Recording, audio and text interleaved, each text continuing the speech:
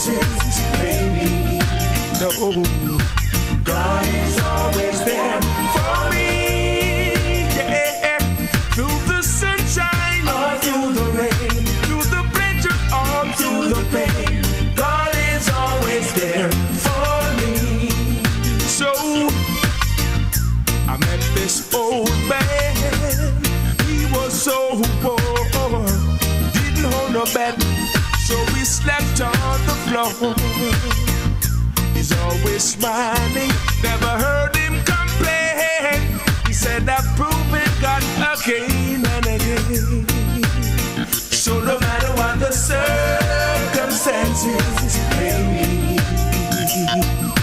God is always there for me. Yeah. Through the sunshine or through the rain, through the pleasure or through the pain, God is always there for me. No matter what the circumstances may be, yeah, God is always there for me. Yeah. Through the good times or through the bad, through the happy times or through the sad, God is always there for me. The landlord wears the rent, school fee too, partner drop bombs, and the youth them need you. Friends all ask me what I'm gonna do. I smile and tell them that God will see me through. So no matter what the circumstances may be, yeah, God is always there for me. Yeah, through the sunshine or through the rain, through the pleasure or through the pain, God is always there for me. So no matter what the circumstances may be, God is always there for me. Yeah, through the good times or through the bad, through the happy times or through the sad, God is always there for me. I met this old man. He was so poor, he didn't hold no bed, so we slept on the floor. He's always smiling, I never heard him complain. He said I've proven God again and again.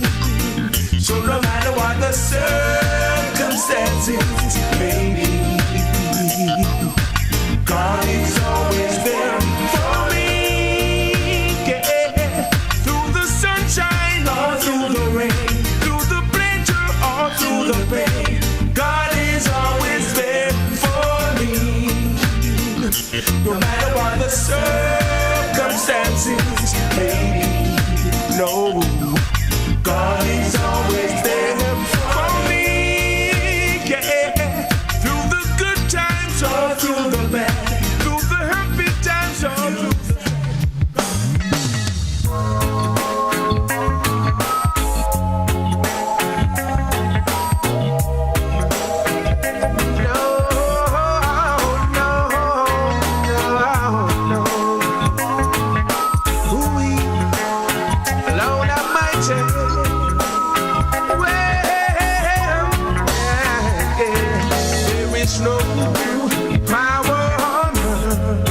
to separate me from your love, my Jesus. Nothing will be able to turn me away from you. I love you, Father. Anyhow, the afflictions of the righteous, the hearts of men getting more and more vicious. Brutality is on the increase. Damn me. When the love of God sees no power on earth to separate me from your love, my Jesus, nothing will be able to turn me away from you. I love you, Father. This level of crime, only love can eradicate. We must demand justice from the church and the state, and confess to God all our evil ways, and He will give us so much better days when we show love to each and every brother. Love will return to protect mother, daughter, sister. Let's hope in our heart to those who are in need, who never receive love. Come, let's sow some seed. No power on earth to separate me from love. Love my Jesus. Nothing will be able to turn me away from you. I love you, Heavenly Father. No power on earth to separate me from love. I love you, my Jesus. Nothing will be able to turn me away from you. No, no, no, no power on earth to separate me from you.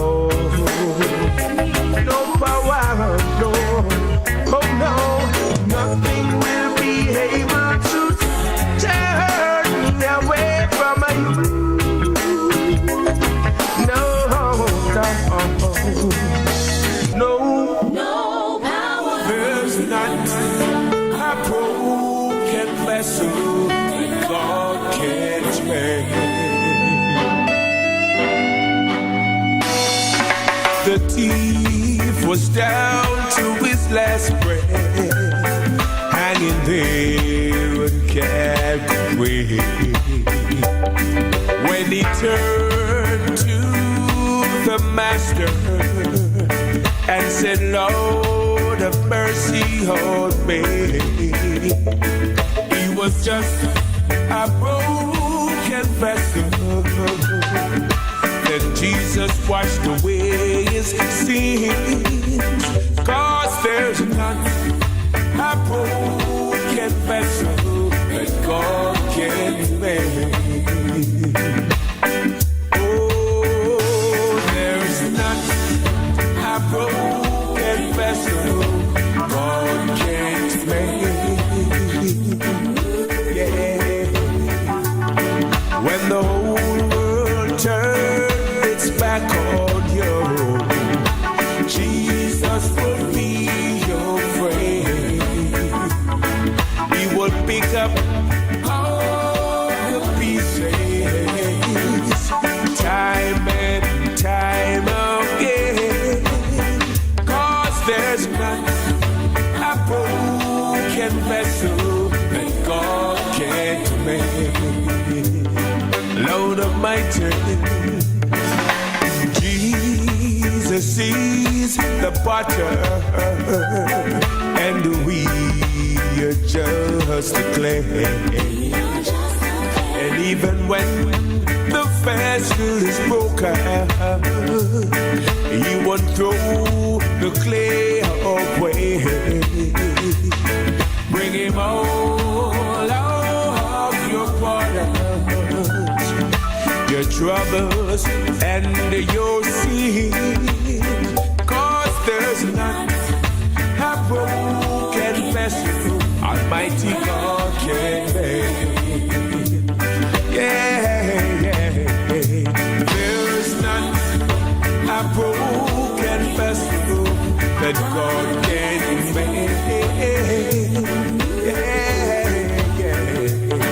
When the whole world turns its back on you, Jesus will always be your friend.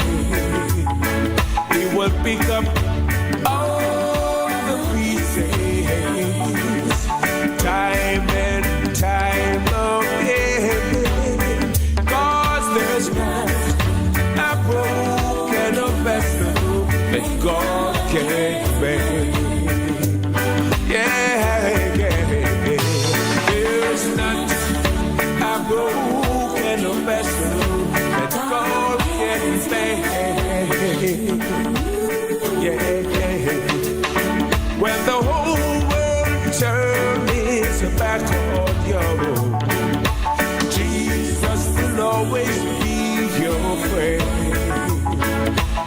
pick up all the pieces.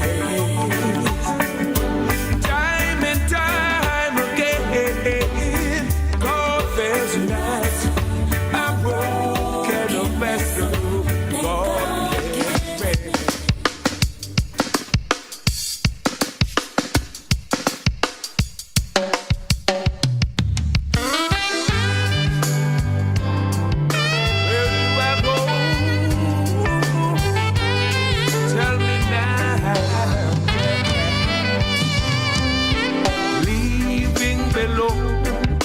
this old sinful world, only a comfort I can't afford.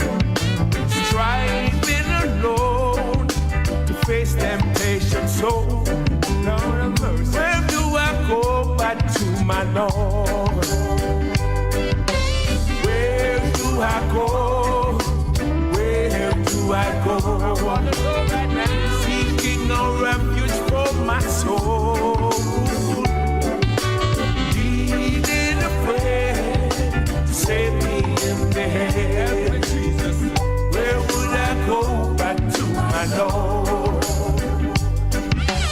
Life here is grand, with friends I love so deep.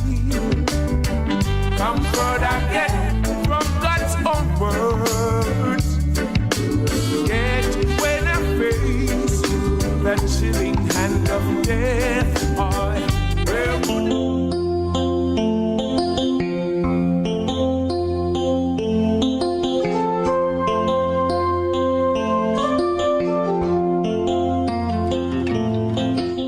Good afternoon to all my listeners and viewers. Welcome to Rebel Radio.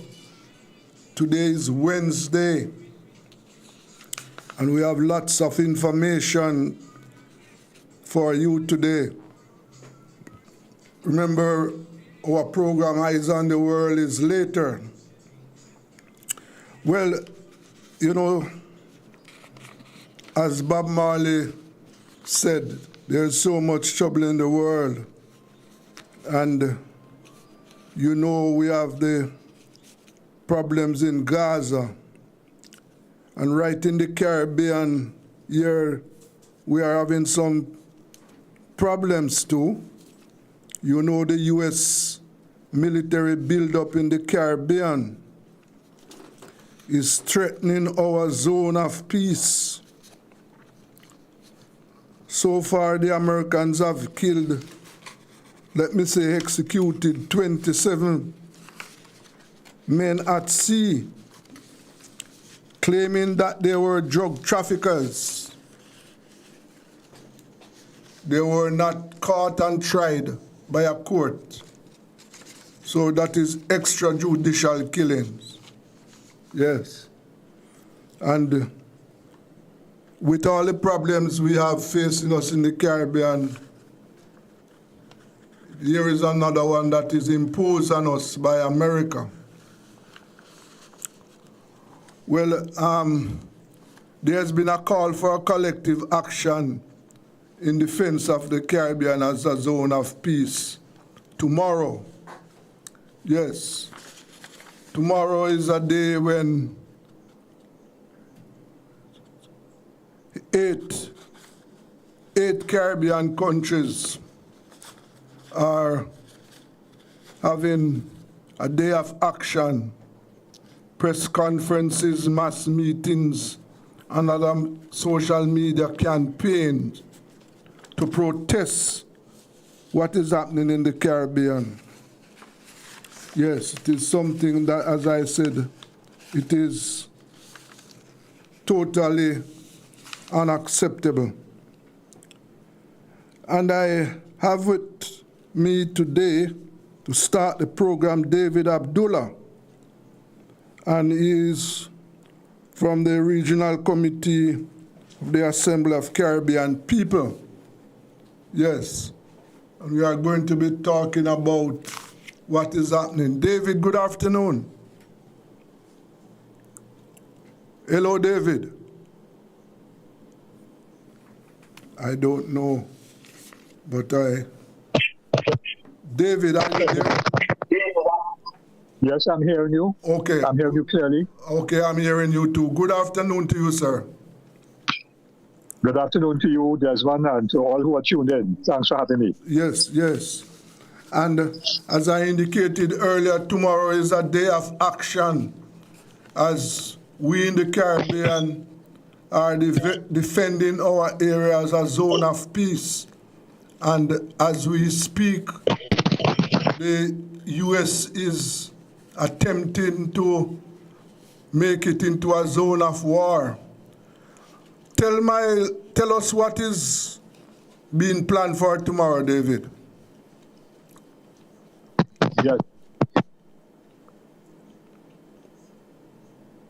Yes, David, go ahead.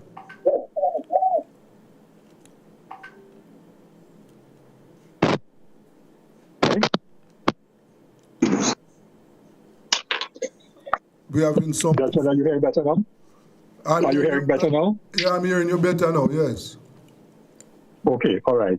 Okay, yes, so there are a number of activities taking place right throughout the Caribbean. In Aruba, there are some sisters and brothers who are going to be doing a placard activity, a placard protest.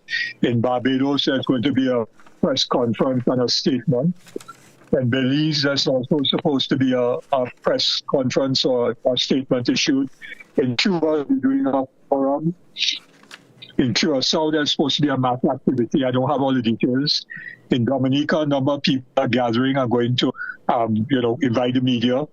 In Grenada, there's going to be a demonstration from the National Stadium, that's the Kirani James Stadium, into the capital, St. George's, followed by a press conference. In Guadeloupe, there's a conference and a debate. Guyana, there's going to be a press conference and statement. In Haiti, a press conference and a national discussion. In Jamaica, there's a joint press statement. I've already seen a draft of it, actually, and also maybe possible statements from individual organizations.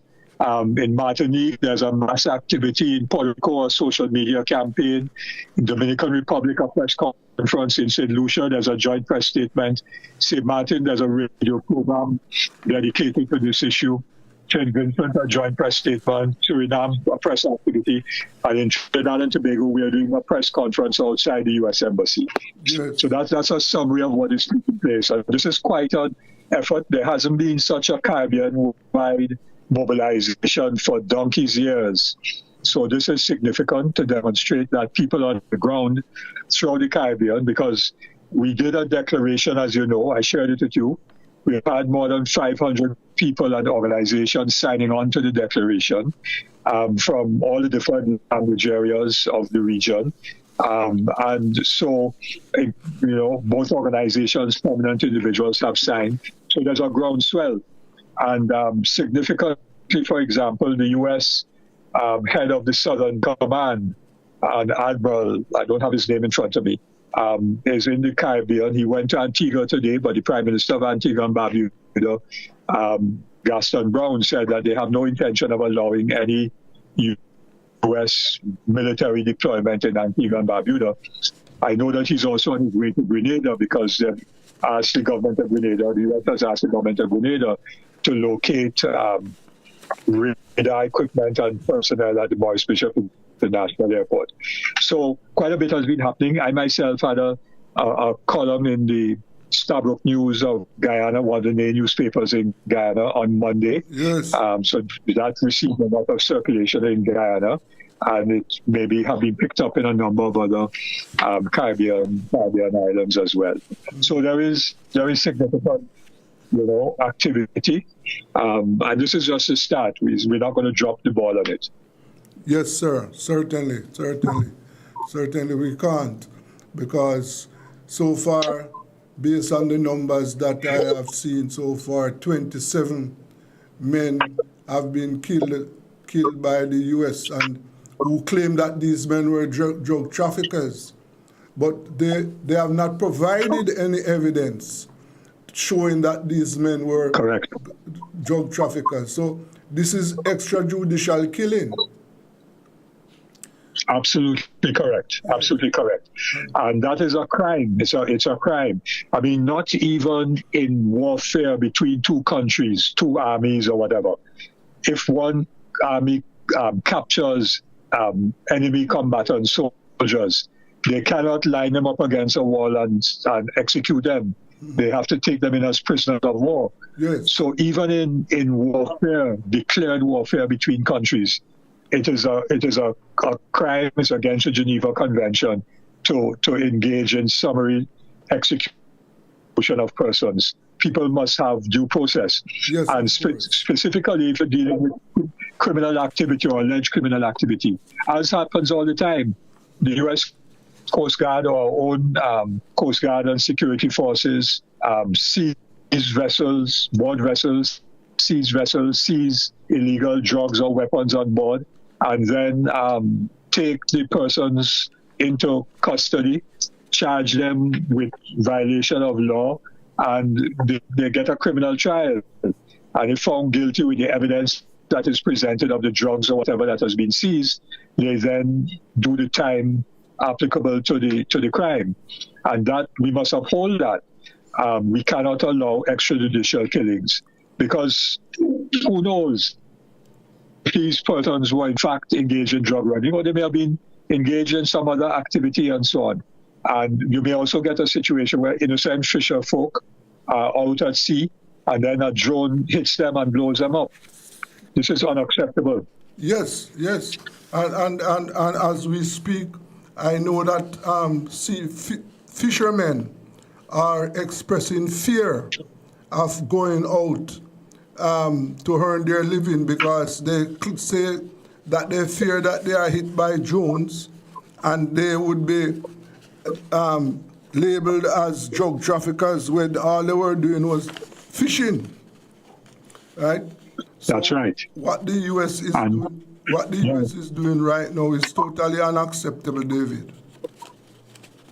Absolutely correct. And in Trinidad and Tobago, fisher folk have also expressed concern. In fact, many of them now are not venturing very far from shore for that same reason. Of course, we are very close to Venezuela. We are only 10 kilometers away from Venezuela, the closest point. So our fisher folk are very, very concerned, and so they're not going out very far to sea. And as a result of that, their livelihoods are being adversely affected, because obviously the further out you go, the better the catch you get. So their livelihoods are being affected adversely. Yes. The U.S. has not said it, but there are suggestions that the real motive behind the U.S. deployment of this military hardware is to topple the Venezuelan government. And, Yes. I mean, recently President Trump sent a note to Congress indicating that he had declared war on narco traffickers. Now, that is not really a category defined as war, right? Official war, you go to war against a country, yes. Not against a gang or against gangs. But by doing that, he's hoping to cover his tracks if he was to take military action against Venezuela in one form or the other. And so the claim is that the president of Venezuela, Nicolas Maduro, is the head of a narco trafficking gang. No evidence has been presented for that. But if he has declared war, according to him, against narco traffickers, and if he claims that Maduro is the head of the narco trafficking gang, then by adding up one on one, what he's saying is that he could take out Maduro. Yes? And so when you put 6 or 7 destroyers with guided missile capability and amphibious landing craft, a nuclear submarine, and then more recently they located fighter jets in Puerto Rico, which can easily fly from Puerto Rico down to Venezuela and so on. And of course, the U.S. has bases in Colombia as well. So that kind of military asset is meant to take offensive military action against another country. And so we have to look very carefully at what is taking place. Most recently, too, we have to look at that in terms of the Eurocentric view of the world. You had this obscene decision by the Nobel Committee to award the Nobel Peace Prize to Maria Corina Machado, who is a person who is totally opposed to peace. She supports Israel with the genocide of the people in Palestine. In fact, she even invited Israel to come and help to get rid of Maduro. She supports the U.S. militarily intervening in Venezuela. She supports sanctions. She was part of the leadership of the effort of the coup d'etat against President Chavez a couple of years after he was first democratically elected, and so on. So she is by no means any person who is involved in any peace process, but her being recognized in that way by the Nobel Committee is part of the jigsaw puzzle that may be being created in terms of the attack against Venezuela. Yes, and as we see now, if we look at what the world view, the world view right now is totally in support of what President Trump is doing, and therefore it would come as a surprise if Venezuela is attacked with the backing of the West. Exactly so. Yes, in other words, his standing has gone up tremendously as a result of the quote-unquote peace agreement between Israel and Hamas. And yes, he has a lot of backing internationally. No, he also has a lot of distractions on the domestic front with the shutdown of the U.S. government and the implications of that hit of the economy, and also the continued very violent and anti-democratic attacks or actions by ICE, the immigration people, against so-called illegal aliens, a horrible term, who are racially, ethnically profiling people on the streets. So once you look Hispanic or you sound like you're speaking with an accent and so on, whether they're legally or not, you're being seized. In fact, they're Puerto Ricans. I know Puerto Rico is a colony of the United States, so all Puerto Ricans are citizens of the U.S., right? And so Puerto Ricans living in the U.S. now, who are American citizens, are also being targeted and being picked up by ICE, quite apart from Caribbean people who are legally present, in the United States, whether they're from Dominican Republic or whether they're from Jamaica or Trinidad and Tobago and so on. All Caribbean nationals, well, not all Caribbeans, persons who are legally in the United States are also fearful of their situation. Yes. So with those developments within the U.S., he might very well look to try and secure what he thinks is another foreign policy coup by trying to deal with Venezuela. But Venezuela is well prepared, eh? Yes. And what has happened is that actually President Maduro has become much stronger domestically, because Venezuelans now have taken a position that this is not about party or individual. This is about the defense of their nationality and their dignity as a nation, as a people, as a sovereign people. And so millions of people have signed up for, as reservists, as defenders of the nation. Ordinary people, old people, women, older men have signed up to defend their national dignity and sovereignty. So that is not going to be a situation. Other Latin American countries, Colombia and others, will not take kindly whatsoever to any military intervention in Venezuela. Yes, this is an extremely provocative action, David, because, it is likely if U.S. should attack Venezuela, it is likely that Venezuela will get support from China and Russia. And that could lead to a bigger global conflict. You know, it is not a simple situation we are looking at all. Yes, I mean, one doesn't know what specifically China and Russia and Iran could do in terms of supporting Venezuela, but who knows what assistance they've already provided, right? We don't know. Yeah. In terms of, technical equipment, technical advice and equipment and military hardware. We don't know, right? We don't know what the real state of Venezuela's preparedness is, but I have no doubt that over the last years, Venezuela military would have been strengthened by way of cooperation arrangements that they have had with Iran, China, and Russia. Yes? So that is why we must insist that the Caribbean remain a zone of peace. And the people speak out on this matter, the better it is, the more people understand, and those of us in the English-speaking Caribbean, particularly, well, Trinidad and Tobago was close, right? But other countries of the Caribbean recognize that this matter is not something distant from them, that this affects us all. Yes? And so, as we talked about the fishermen in Jamaica, fishing and so on, having a sense of fear. But this also has implications for trade. It has implications for a lot of other things in our region.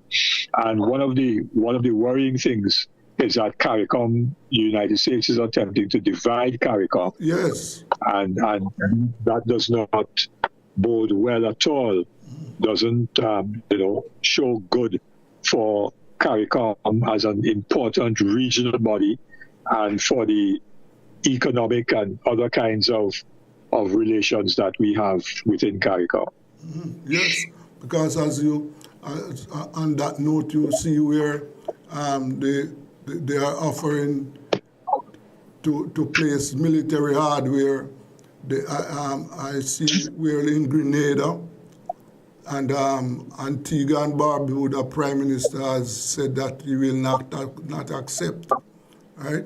And we observe that the Prime Minister of Trinidad has expressed solidarity, and we know that they are working with Guyana. So you are right. They are actively involved in dividing CARICOM, when what we should be getting from CARICOM is a solid statement objecting to the U.S. military presence in the Caribbean. But to date, we have not had that. No, and your Prime Minister Holness, is the chair of CARICOM. Yes. And has not said anything in terms of convening a special meeting of CARICOM, or that he tried and failed. But it's a signal failure of his leadership of CARICOM, his chairmanship of CARICOM at this moment, not to have been able to have CARICOM taking a collective position on this issue. Yes, sir. But as we observe that, in spite of the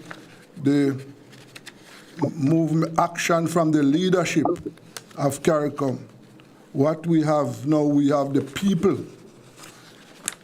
in CARICOM who are expressing their voices, and tomorrow that is going to be rolled out right across the Caribbean, and that there's that is an indication that the people are aware and are prepared to defend their region. Yes. Correct. It is something that we must. Yes, David, go. Correct.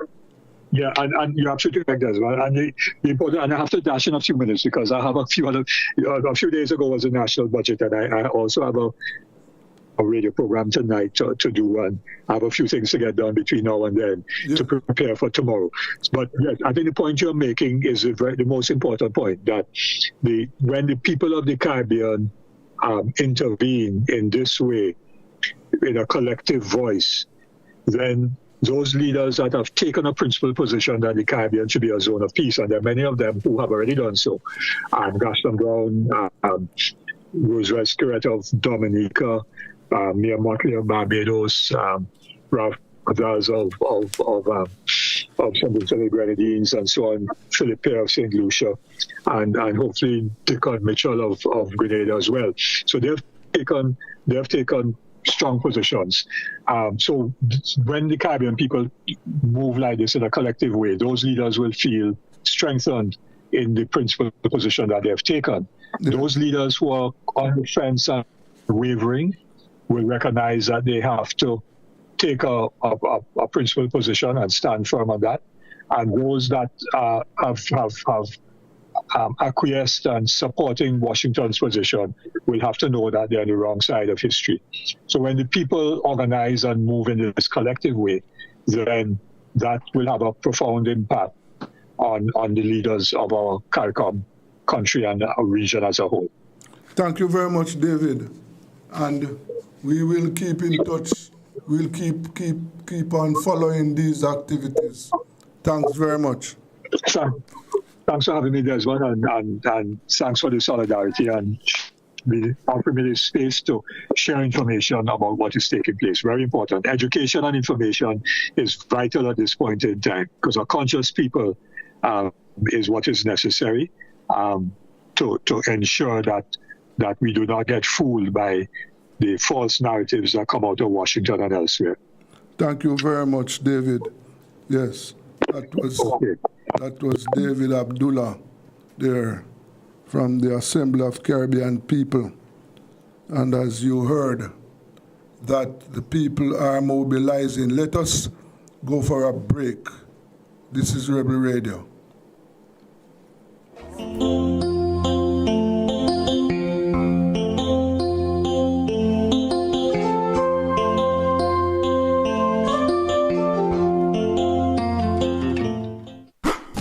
It's the Everybody Sale at New Budget Supplies. Do-it-yourself professionals and contractors. This is the sale for you. Lumber, steel, dress and form ply, water tanks, pumps, PVC pipes and fittings, toilets, bathtubs, vanities and basins, windows, paint, doors, floor and wall tiles, thin sets and grout. Up to 20% off selected items. 195 Hagleyburg Road. Telephone 923-4560. New Budget Supplies. Always the best prices. Hardware and Supplies is turning up the heat this summer with their super savings summer sale. Prices are slashed on everything you need to fix up your home. Beautiful tiles, sleek doors, top quality windows, modern sanitary ware, exclusive flooring and more. At Tools Hardware and Supplies, we have you covered for the summer. So come visit us at 279 Spanish Town Road, 4 South Camp Road, 8 Red Hills Road, or online at toolsja.com. Tools! The Lion King of Hardware.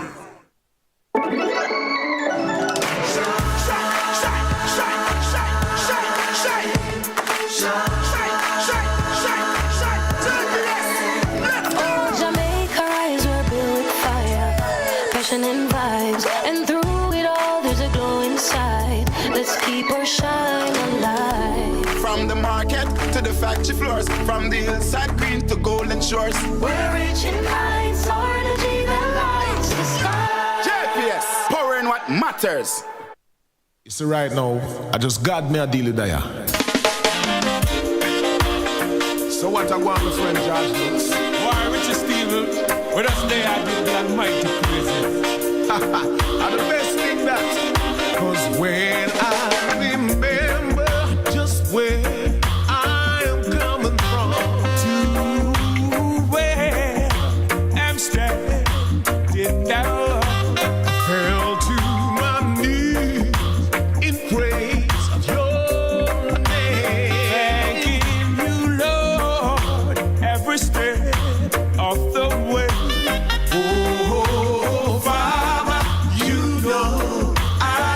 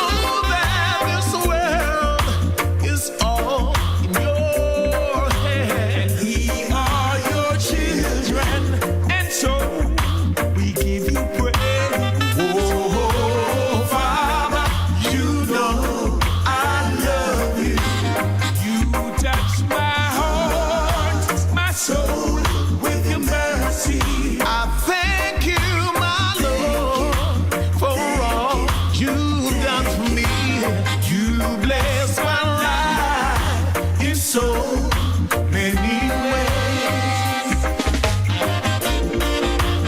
Father, I love in so many ways. Oh, Lord.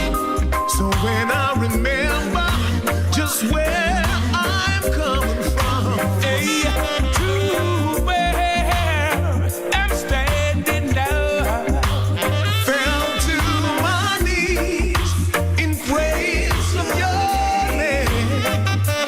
Thanking you, Lord, every step of the way. Oh, Father, you know I love you. You touch my heart, my soul with your mercy. I thank you, my Lord, for all you've done for me.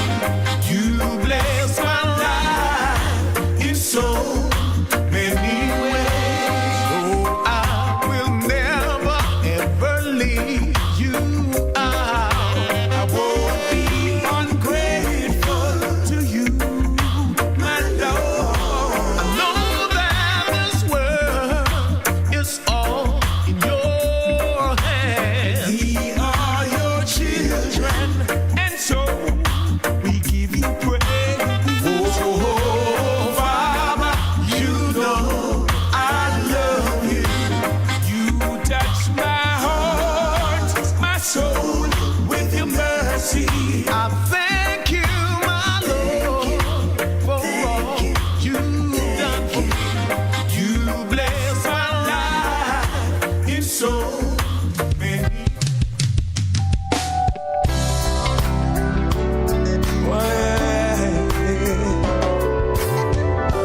I've had many tears and sorrows, questions for tomorrow. There's been times I didn't know right from wrong, but in every situation, God gave me consolation. That my trials come to make me strong. Through it all, I've learned to trust in Jesus. I've learned to trust in God. Through it all, I've learned to depend upon His words. I've been to lots of places, seen so many faces. There were times I felt so all alone, but in my lonely hours, those special hours, Jesus let me know that I am His own. Through it all, I've learned to trust in Jesus. I've learned to trust in God. Through it all, I've learned to depend upon His words. I thank God for the mountains, thank Him for the valleys, thank Him for the storms He brought me through. 'Cause if I didn't have problems, I wouldn't know that God could solve them. I wouldn't know what faith in God could do. Through it all, I've learned to trust in Jesus. I've learned to trust in God. Through it all, I've learned to depend upon His word. Yea, though I walk through the valley of the shadow of death, I'll fear no evil, for thou art with me, thy rod and thy staff that comfort me. Those wicked will come upon me to eat up my flesh. They will stumble and fall. Through it all, I've learned to trust in Jesus. I've learned to put my trust in God. Through it all,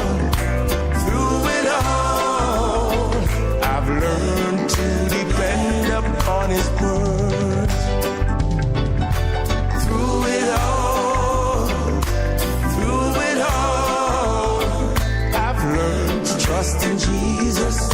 I've learned to put my trust in God through it all. Through it all, I've learned to depend upon His word. Through it all, through it all. Learn to trust in Jesus. Learn to trust in God.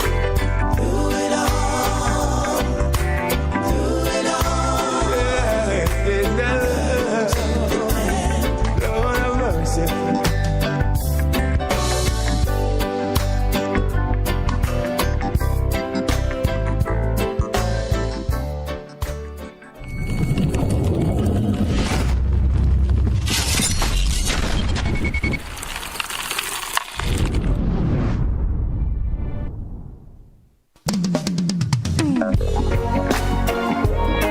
God in the day is still God in the night. Life is easy when you're on top of the mountain. You've got peace of mind like you never know. Yeah, but things change when you're down in the valley. Don't lose faith, or you're never alone. For the God of the mountain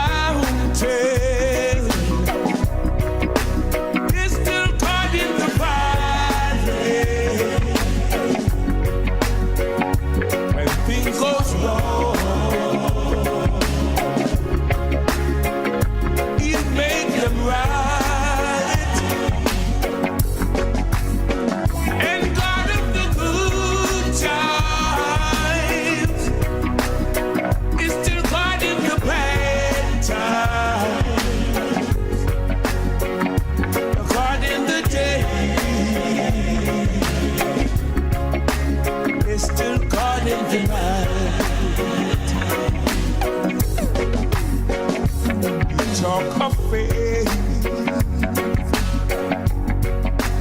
when you're on top of the mountain,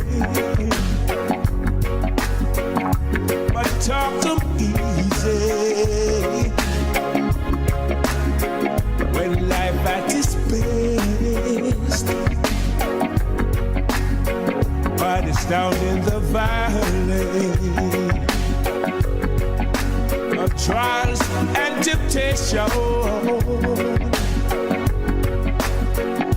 That's when your faith is really put to the test. Lord of mercy, for the God on the mountain is still caught in the valley. When things go wrong, He'll make them right. God of the good times is still God in the bad times. God in the day is still God in the night. God in the day, yeah, it's God in the night. Lord of mercy, when things goes wrong, make them right.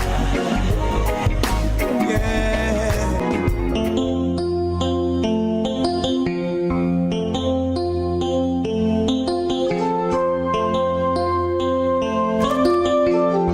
Yes, welcome back to Rebel Radio. And as you know, as we were saying early on that we in the Caribbean, we have so many problems, and we are now faced with this U.S. military buildup. One of the problems we have in Jamaica here now is police killings. Yes, it is at a level that is totally unacceptable. And we don't accept the attitude of the authorities to these killings. No, we don't. And we know a number of organizations have been calling on the authorities to address this issue. And one of them is Stand Up for Jamaica, a human rights group. And I have with me Miss Carla Golata from Stand Up for Jamaica. Good evening, Carla. Good afternoon, and thank you for having me. Yes. Now, this issue of police killing is an issue that is now out of control. Well, you, I think, have seen the joint press release that Jamaicans for Justice and Stand Up for Jamaica been releasing 2 days ago. Our concerns are more than one. The first one is what you mentioned, the huge amount of people which have been killed along this year. It is almost double what happened, the figures from last year. Right. We are still in October, so we have 2 more months abundant to go. The numbers are frightening because basically 78% more than last year. Yes. But what it is our major concern, well, we are keeping hearing that crime has been decreased and there are less episode of violence. But if the violence around the island has decreased, it is absolutely unusual that instead the amount of police killings has increased. According to some of the positions that we were listening in the last couple of months, it is thanks to the fact the action of the police has been so strong, so powerful, that it has been impacting the crime and violence in Jamaica. I am not sure if that is true, but the point which we have been raising, it's a point that most of those police killings are not properly documented. There is an amount of reports from people which have been witnessing the area, have been protesting in the area, have been refusing the version which was offered by the authorities.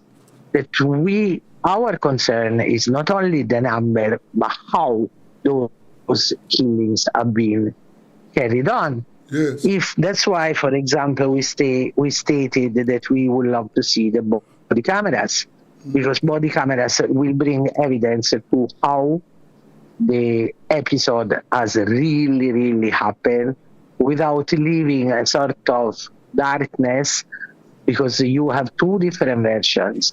And with a body camera, you would have a footage which is showing exactly how the episode was carried on. It can happen that the police has to kill because the gunmen are opening fire. It can happen. And in that case, it's obvious that there will be a response with fire too. But how do we know if nobody is able to see what the episode was like? I think that there is something which I want to bring to light, and it is the report from Indecom, which has been tabled in Parliament. That report, it has 11 different items which were proposed to the Jamaican Parliament. And it is a very interesting report because it's trying to draft a way to deal with crime and violence in a professional way. He has been trying to show that the police profile can be very successful if some of the major points are respected. And I don't know why there was such a negative reaction, because what it was said in that report, which, as I say, I support totally, it is a way that is bringing transparency. It's a way which is bringing professionality. And also, it's a way not to destroy the relationship in volatile community between police officers and residents. There are an amount of areas where also we are working actually, where there are a strong police community activities which are building a relationship between the people in the area and the police force.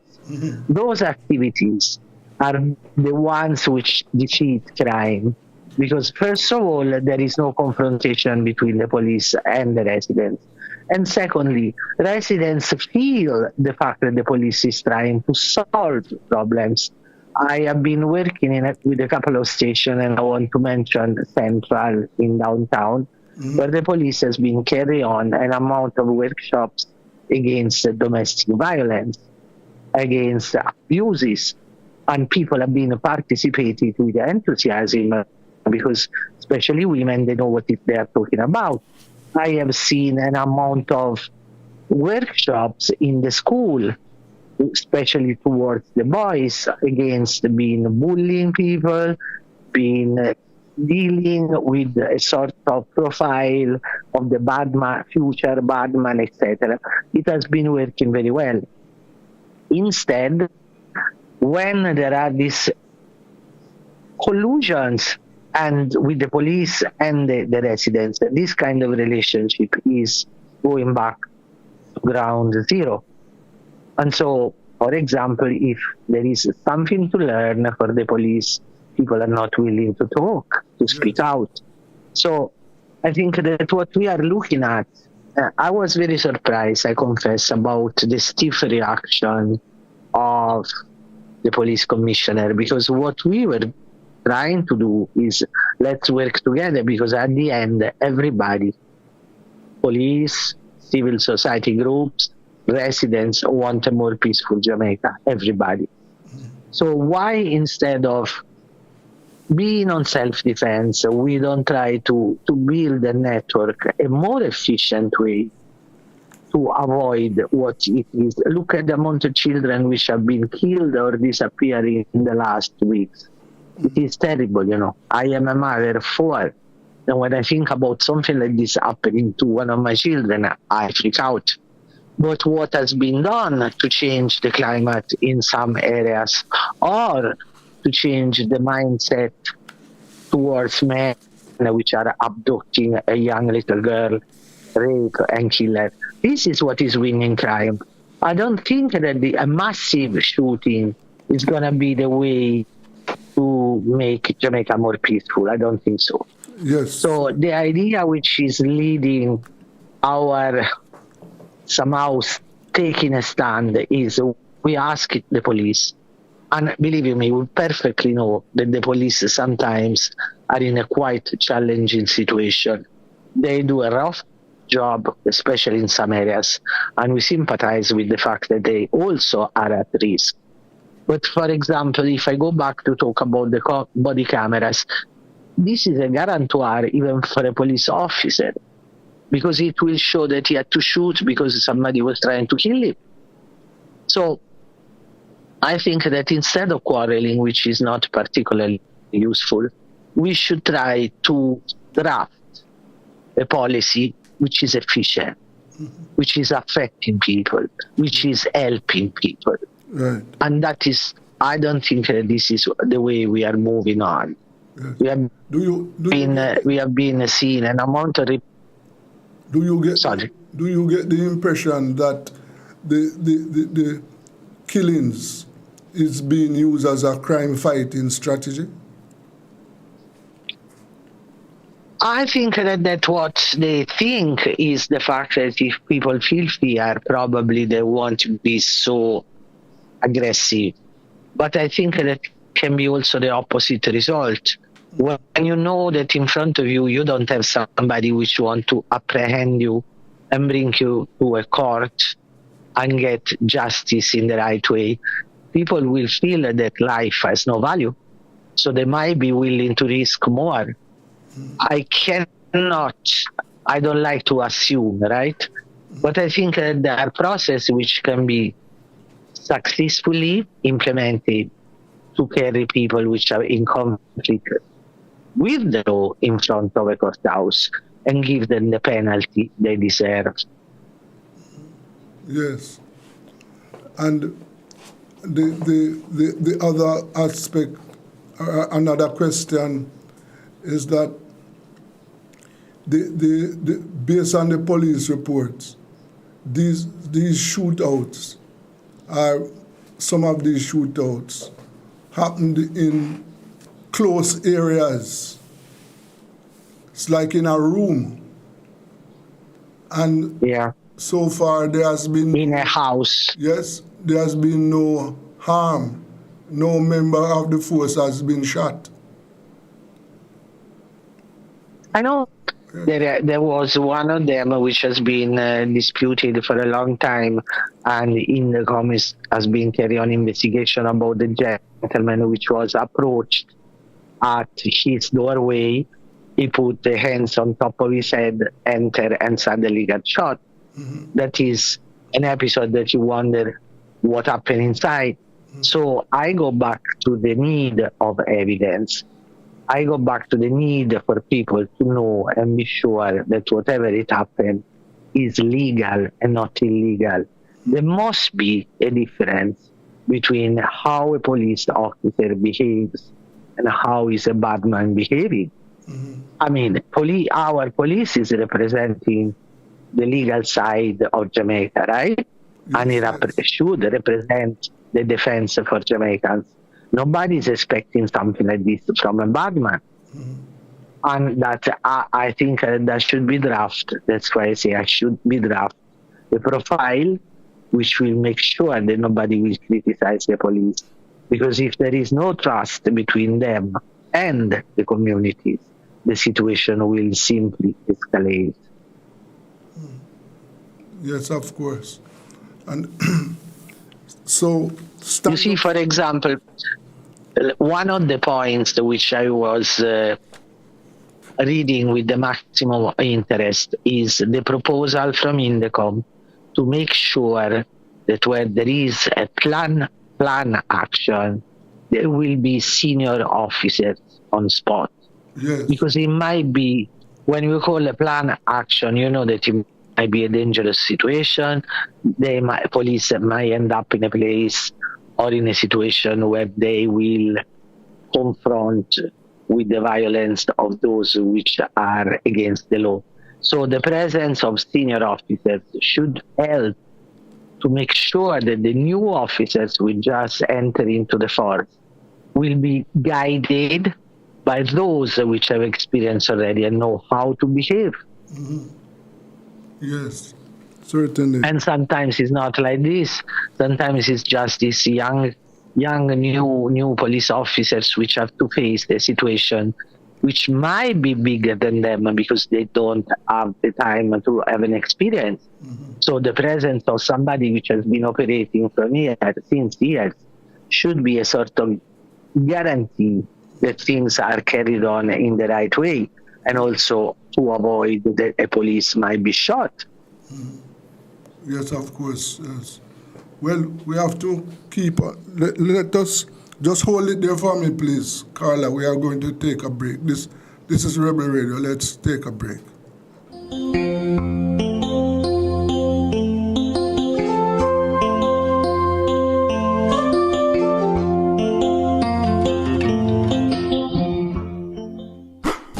It's the everybody's sale at New Budget Supplies. Do-it-yourself professionals and contractors. This is the sale for you. Lumber, steel, dress and form ply, water tanks, pumps, PVC pipes and fittings, toilets, bathtubs, vanities and basins, windows, paint, doors, floor and wall tiles, thin sets and grout. Up to 20% off selected items. 195 Hagleyburg Road. Telephone 923-4560. New Budget Supplies. Always the best prices. Tools, hardware, and supplies is turning up the heat this summer with their super saving summer sale. Prices are slashed on everything you need to fix up your home. Beautiful tiles, sleek doors, top quality windows, modern sanitary ware, exclusive flooring, and more. At Tools, hardware, and supplies, we have you covered for the summer. So come visit us at 279 Spanish Town Road, 4 South Camp Road, 8 Red Hills Road, or online at toolsja.com. Tools! The Lion King of Hard Heels.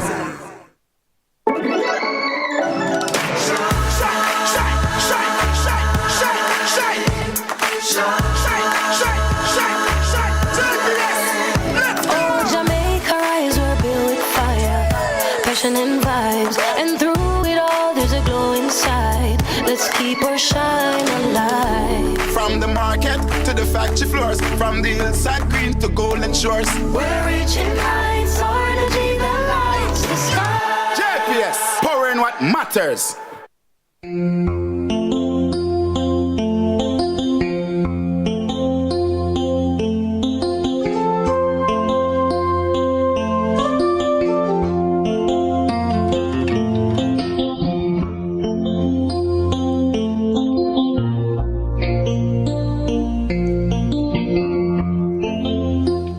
Welcome back to Rebel Radio. We are talking about police killings with Carla Golata from Stand Up for Jamaica.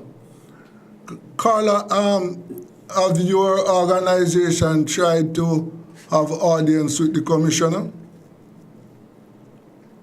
Well, usually it is Jamaicans for Justice, which is partnering with us, and I think that there were a couple of, I know that there were a couple of meetings, but they mainly were not about the killings, were about domestic violence and domestic abuse.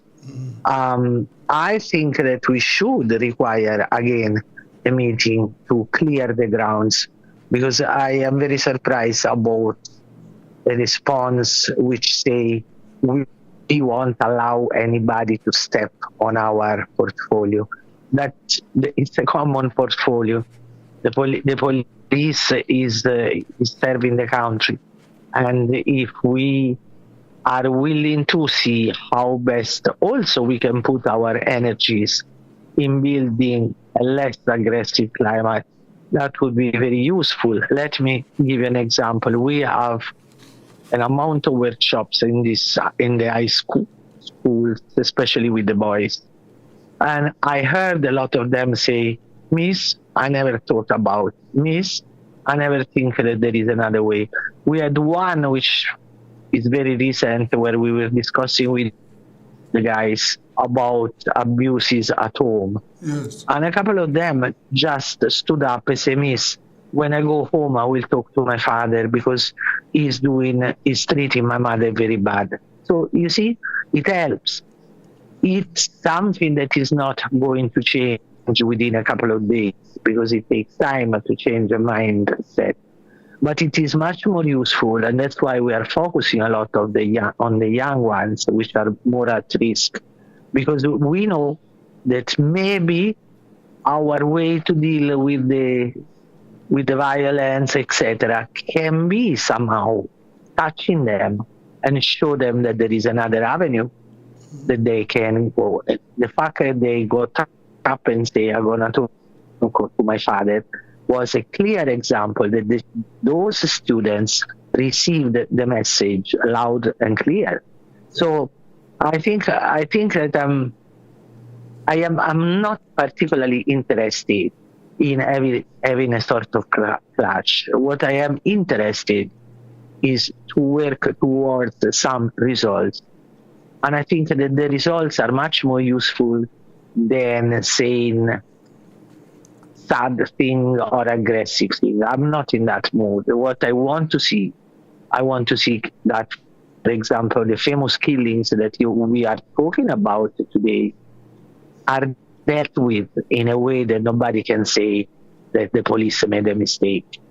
If there is transparency, if things are clear, if things are without any form of doubt, those episodes should be probably reduced a lot.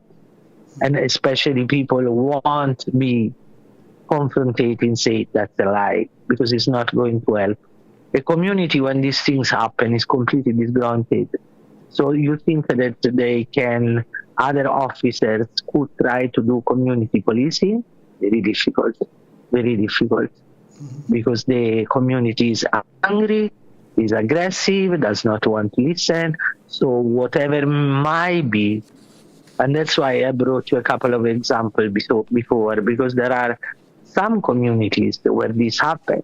Yes. And where it happened, they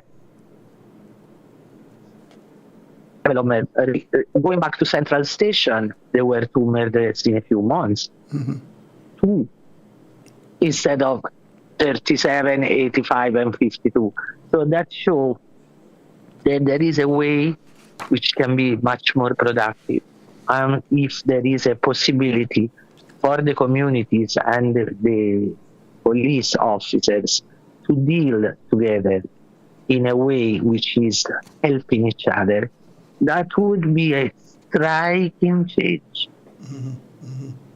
Yes, and so Stand Up for Jamaica is insisting or is calling on the authorities to hasten the process so that policemen going on plan operations can be equipped with body cameras, body-worn cameras. They should wear the body camera because it's the most useful instrument to show what's happening.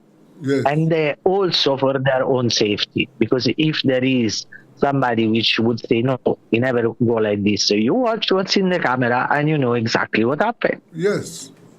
And I am very much in favor of the fact that in the INDECOM proposal, there is this request to add in plan action, which might be a risky business, expert senior officers which know how to deal with a situation which is challenging. I think it's very important. Yes, of course. Same as I am in favor that if there are some police which are actually under scrutiny, under review, under INDECOM investigation, they should not be those which are going to deal with the planning, because it is like, wait until we clarify what happened and then we will see what happened to you. Yeah. And we saw where the INDECOM indicated that 47 police officers have been charged with criminal offenses during the period January 24 to the 30th September 25. And of that number, 13 have been charged with murder. We don't want so many of our policemen and women to be charged with criminal offenses. We don't want that. That is not a good sign. That is what we were saying before. There must be a difference between somebody which is choosing to serve the country, choosing to serve Jamaica as a police officer, and somebody who is choosing to bring violence into the communities. There must be a difference. Yes. So if somebody decides to serve and protect, we don't expect the same behavior. No, certainly we don't. We don't. No. No. And it's something that the police authorities, the leadership of the constabulary must look into, because we want... I'm thinking at how many good policemen are around, how many good policemen risk every day, how many good policemen talk to the people, talk in the community, carry on action. we should not cancel their good action for a handful of people which are behaving in the opposite way. That is damaging the good ones. Yes, yes. Because he's destroying the trust. Yes, yes. Well, Carla, I want to thank you very much for your time this evening, and we will have to continue this discussion because it is a very, very important that we get our security forces to operate in the legal way. So thanks for your time. I agree with you, and I want to invite everybody to use brain and to use dialogue and to understand what's going on. That's the best way we can do to serve Jamaica. Yes, of course. So thank you very much for your time. You are very welcome, and I wish everybody a good, nice, peaceful, possibly evening. Yes, thank you. That was Carla Golata from Stand Up for Jamaica. They're one of the human rights group, and there we were talking about the situation with the police killings. Yes, and as you know, this is something that is very important. Yes, we have to do whatever we can here at Rebel Radio to ensure that our security forces, operate in a legitimate way. The number of killings so far this year is way out of proportion. Over 230 so far, and we are in October, so we have 2 months to go for this year. And if they continue at the same rate, we could end up over 250 this year. Now that is very, very high, very high. And we have to be asking ourselves if the police is using the killings as a crime fighting measure. We hope that is not the case, but based on the situation and how the authorities have reacted, we are forced to ask that question, whether or not that is what is being done. And we sincerely hope that is not the case. Yes, we don't want that to happen at all. And so we have to keep pressing for the right things to be done. Yes. As one of the things, the other issue we are looking at, over Trinidad and Tobago. Yes. Well, on Monday was their budget day. And one of the things that we observe in the budget presentation so far, that the government during its election campaign promised to increase public sector salaries by 10%, and they announced that in the budget. Well, one of the things that we know that the workers, have been living on salaries 2014, yes, 2014. And the last government had indicated that, they would there would be minimal increases. Yes. And we saw where this government, as I said, made an election promise and they carried it out. We really want to find out what is happening over there now. We want to talk about the budget because based on for example, we want to look at taxation. How is this budget going to be financed? Yes, because I know that it is going to require funding, and we are hoping to link up with one of our colleagues over there in Trinidad so that we can have some discussions about the budget. I'm trying to get hold of my colleague, but I don't know what they are not getting through at all. Yes. Let me try again.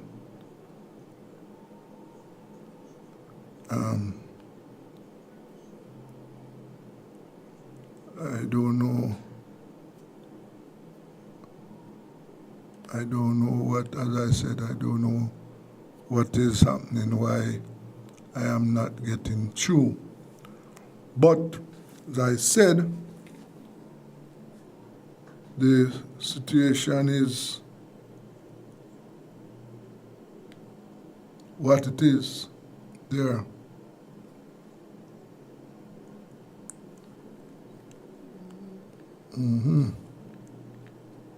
Yes. So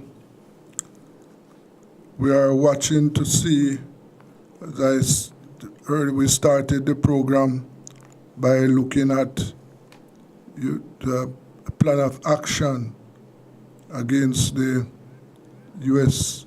military buildup. Yes. And we are observing what is happening so far. 27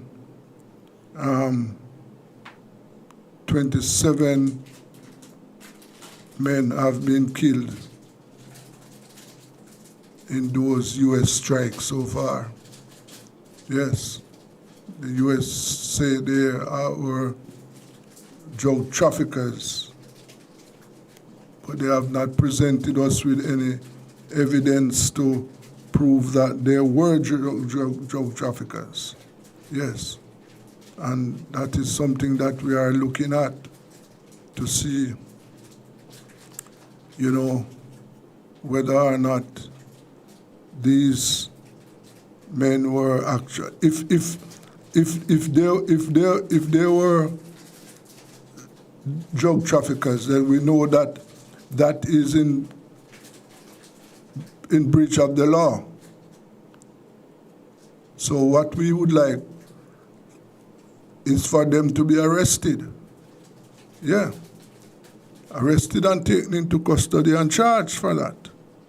Yes. That is something that we want. Yes.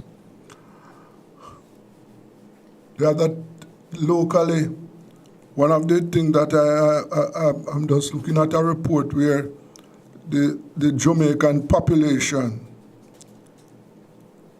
now, based on, is now 2.774 million. And they say growth rate slows. The Statistical Institute of Jamaica, Statin, has released the result of the national census, revealing a population of 2.774.538 million, an increase of 2.8% over the 2011 count. Yes. So based on the census, we are not yet 3 million, right? Not yet.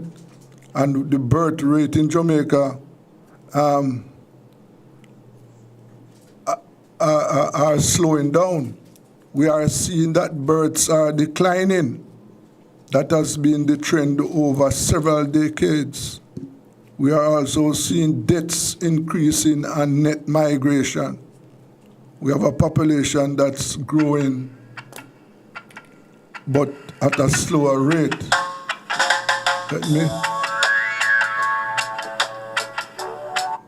Let me see. Okay, John. Oi, talk to me. Okay, because I was wondering why. I have with me now John Ains, yes, my colleague out of Trinidad and Tobago. So John, the new government has presented its first budget, and one of the things that I observed that it has kept its promise to increase public sector wages by 10%. What are yes? Yes and no. Yes and no. Yes. Right now, what they have promised, the promise that they have kept so far, is that they promise to go to the negotiation table starting at 10%. Now, I mean, likely it's not going to go much higher than that. It might end up being at 10%, but we still wait to see. The other tricky thing about it is that we're trying to figure out for what period. So it could be 10% over 3 years or 10% over 6 years. So that's some of the things that people have been clamoring about, a little back and forth between the government and the former government about what was promised and what can be paid financially. Mm-hmm. Yes. And what were some of the other highlights? Some of the other highlights, well, the cost of at least one brand of gasoline is down by $1 per liter, which is good, needed. It's the one that the majority of the public uses. Mm-hmm. So that's good. However, they give and they take away. So there's a 100% increase in the excise duties of alcohol and cigarettes. Of course, we in the Caribbean, we like alcohol and cigarettes. Okay. So it means that if the importers are paying more to bring it in, that cost is eventually going to trickle down to the consumer. Yes. So you might start to pay more. So the other big one. So drinkers and smokers are going to see an increase. They might see a little pinch. Yeah. What is the other thing that we need to look at is that the retirement age is going up over the next couple of years. So over the next 10 years, bit by bit, so we're increasing the retirement age. So by the end of that 10-year period, the retirement age will be 65 as opposed to 60 now. Mm-hmm. You have to pay a little bit more in your NIS contributions, our national insurance. That's the contributions that give you pensions when everything is said and done. Mm-hmm. And then we have some more taxes and fines for bad driving. So if you're driving with on a suspended license, $5,000 TT. If you're driving under the influence, $15,000 TT. Okay. Yeah, so that is if you're doing that in US, let's say about $2,500 US. Yes, but yeah, what is the size of the budget, John? How many million it is? 59 million.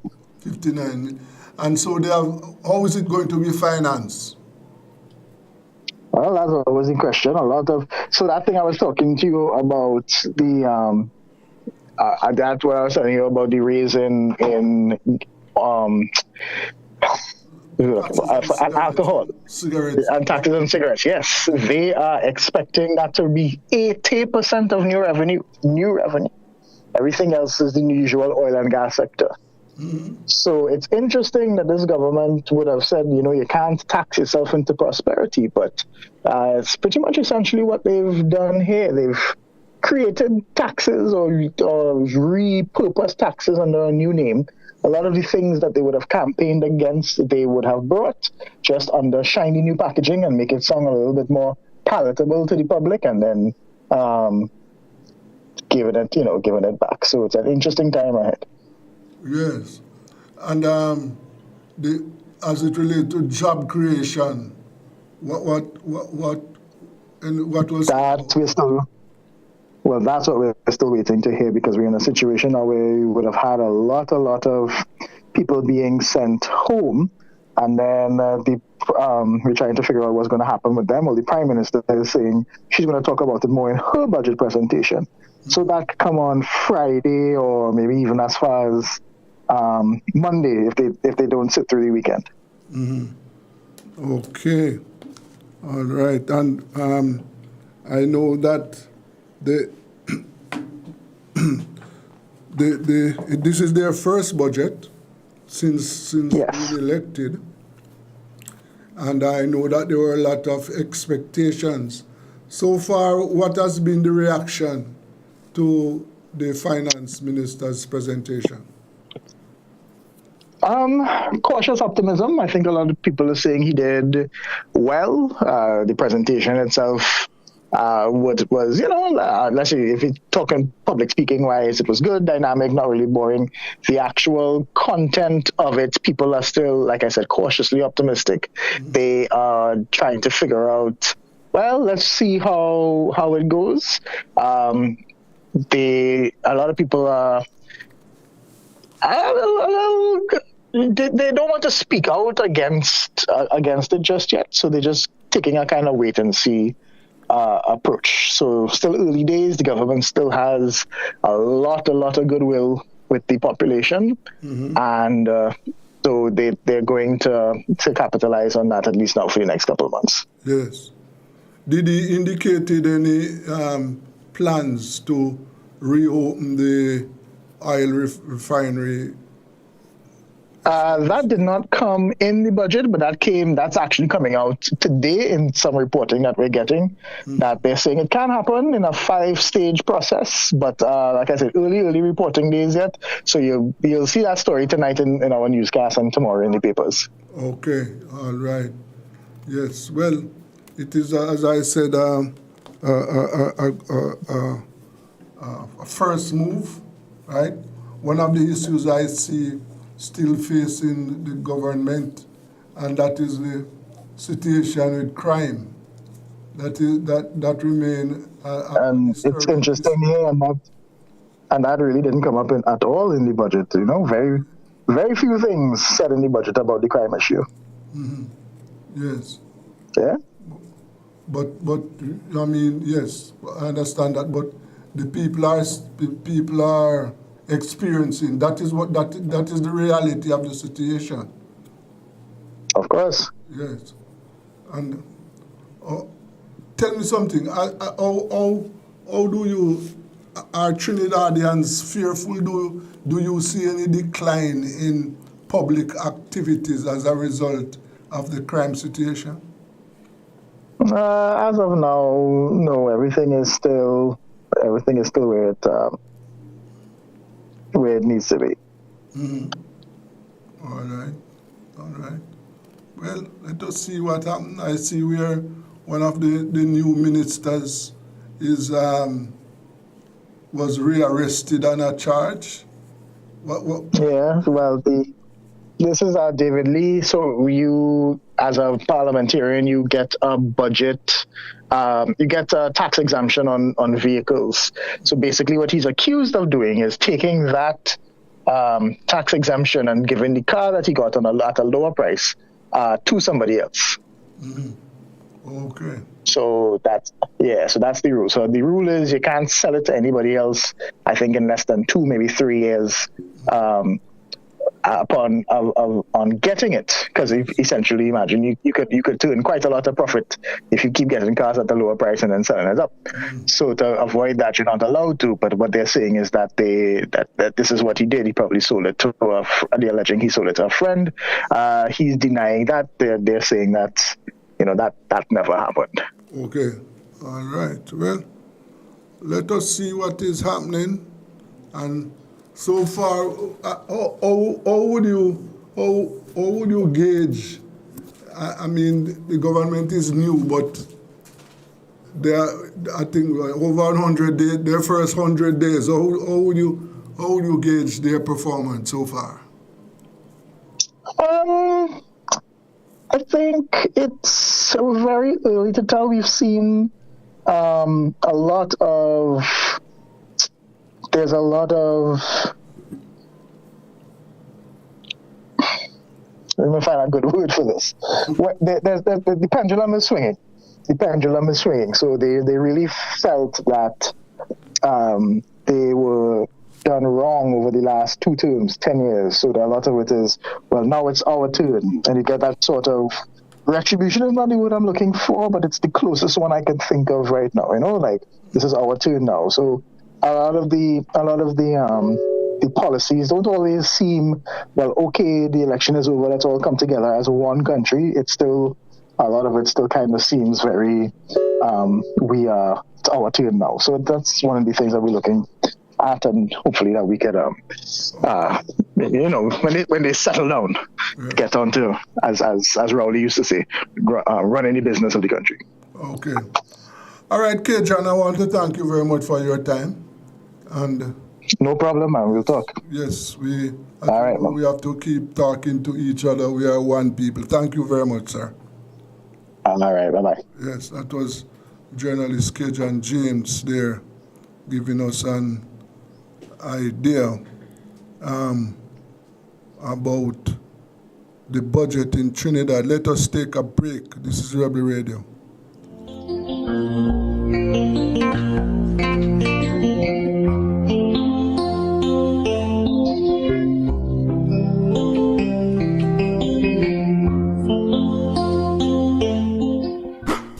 It's the Everybody Sale at New Budget Supplies. Do-it-yourself professionals and contractors. This is the sale for you. Lumber, steel, dress and form ply, water tanks, pumps, PVC pipes and fittings, toilets, bathtubs, vanities and basins, windows, paint, doors, floor and wall tiles, thin sets and grout. Up to 20% off selected items. 195 Hagleyburg Road. Telephone 923-4560. New Budget Supplies. Always the best prices. Tools, hardware, and supplies is turning up the heat this summer with their super saving summer sale. Prices are slashed on everything you need to fix up your home. Beautiful tiles, sleek doors, top quality windows, modern sanitary ware, exclusive flooring, and more. At Tools, hardware, and supplies, we have you covered for the summer. So come visit us at 279 Spanish Town Road, 4 South Camp Road, 8 Red Hills Road, or online at toolsja.com. Tools! The Lion King of Hardware.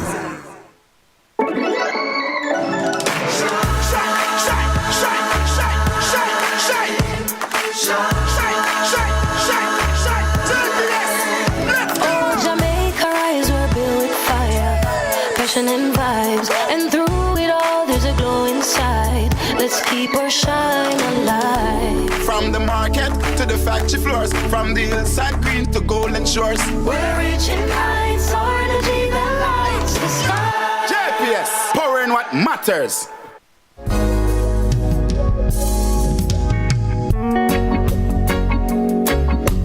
All I've got now is all to Jesus. I surrender all to Him. I freely give. I will ever love and trust Him in His presence daily.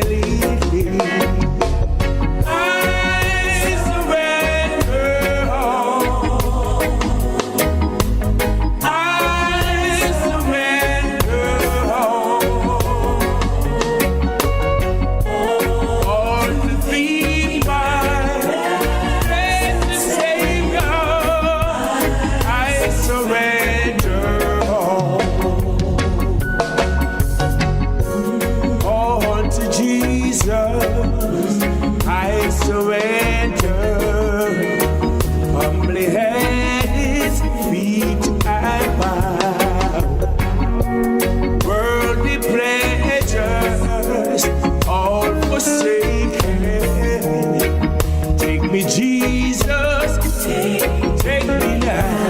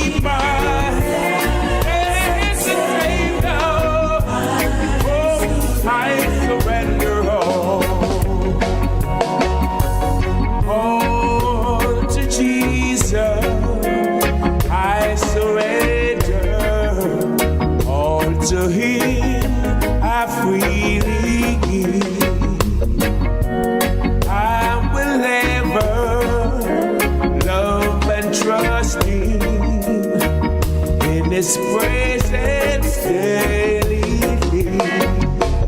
I surrender all. I surrender all to Thee, my precious Savior. I surrender all.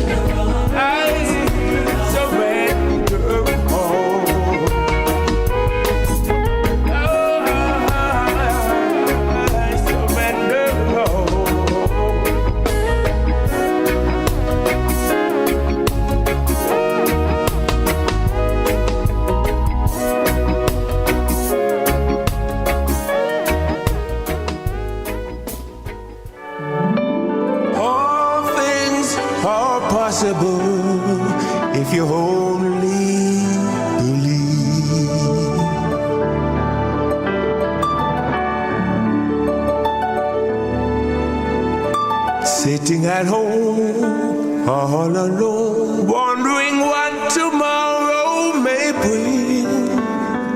He of little faith, dig deeper within. Healing the sick, he raised the dead, he walked on the sea. He worked miracles if you only believe.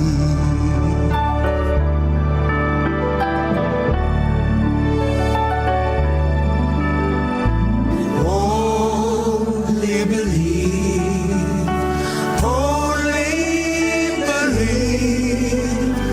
All things are possible if you only believe. Only believe, only believe.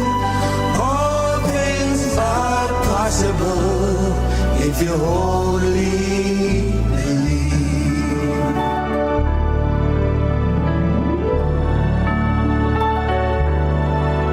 Lord, show me the way to do your will, and I will obey. I wanna be your servant. On my knees I pray. Lord, give me strength to carry on. Please lead the way, because I believe.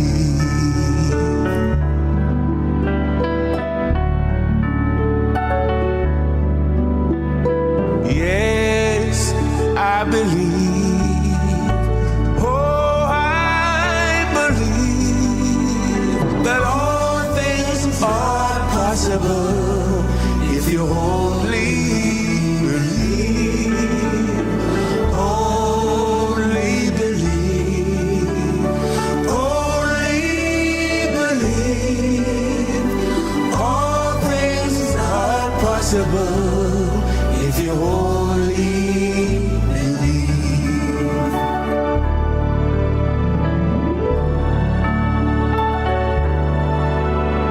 Sitting at home, all alone, wondering what tomorrow may bring.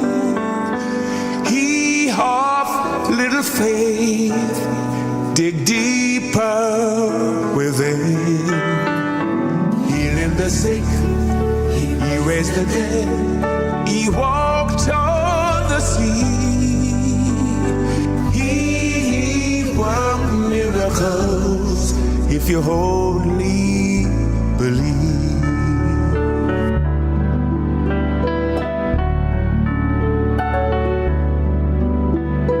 Only believe. Only believe. All things are possible if you only believe. Only believe. Only believe. All things are possible if you only believe.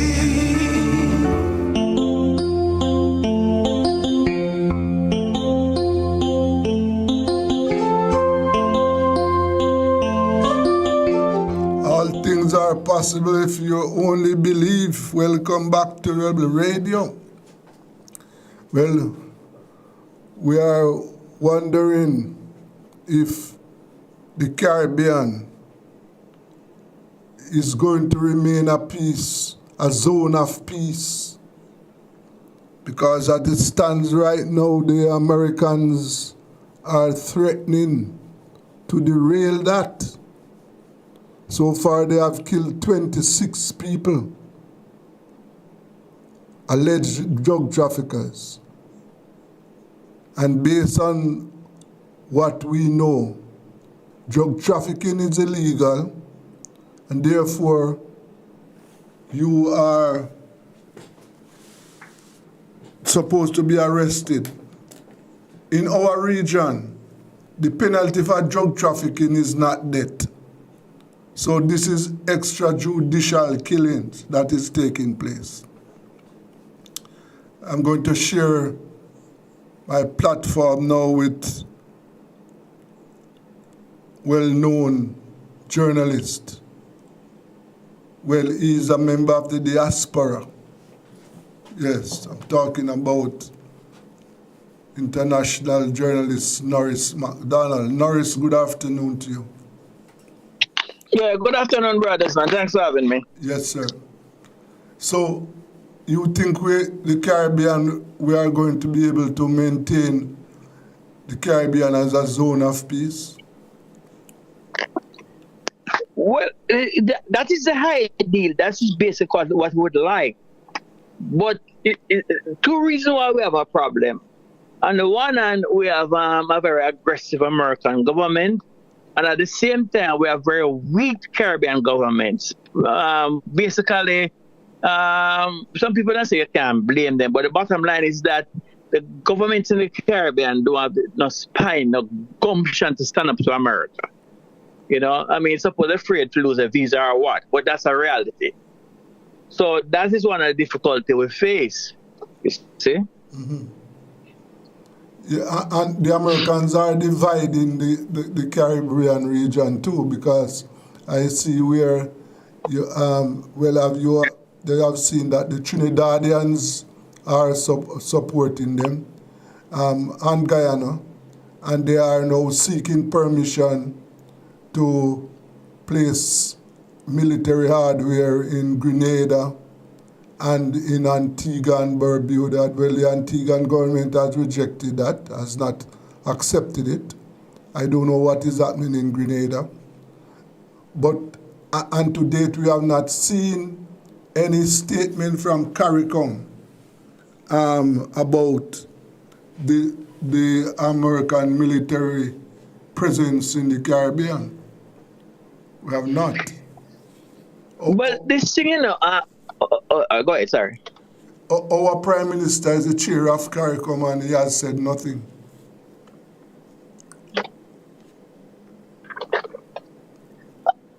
Well, let's go back to 20. A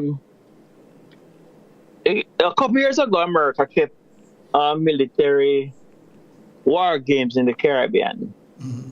And 15 Caribbean governments participated, including Jamaica. And it was the whole aim, as they had expressed at the time, under the Biden administration, they're preparing to fight a war against China. So you could see from then that the Caribbean had become complicit in American warmongering in the region, right?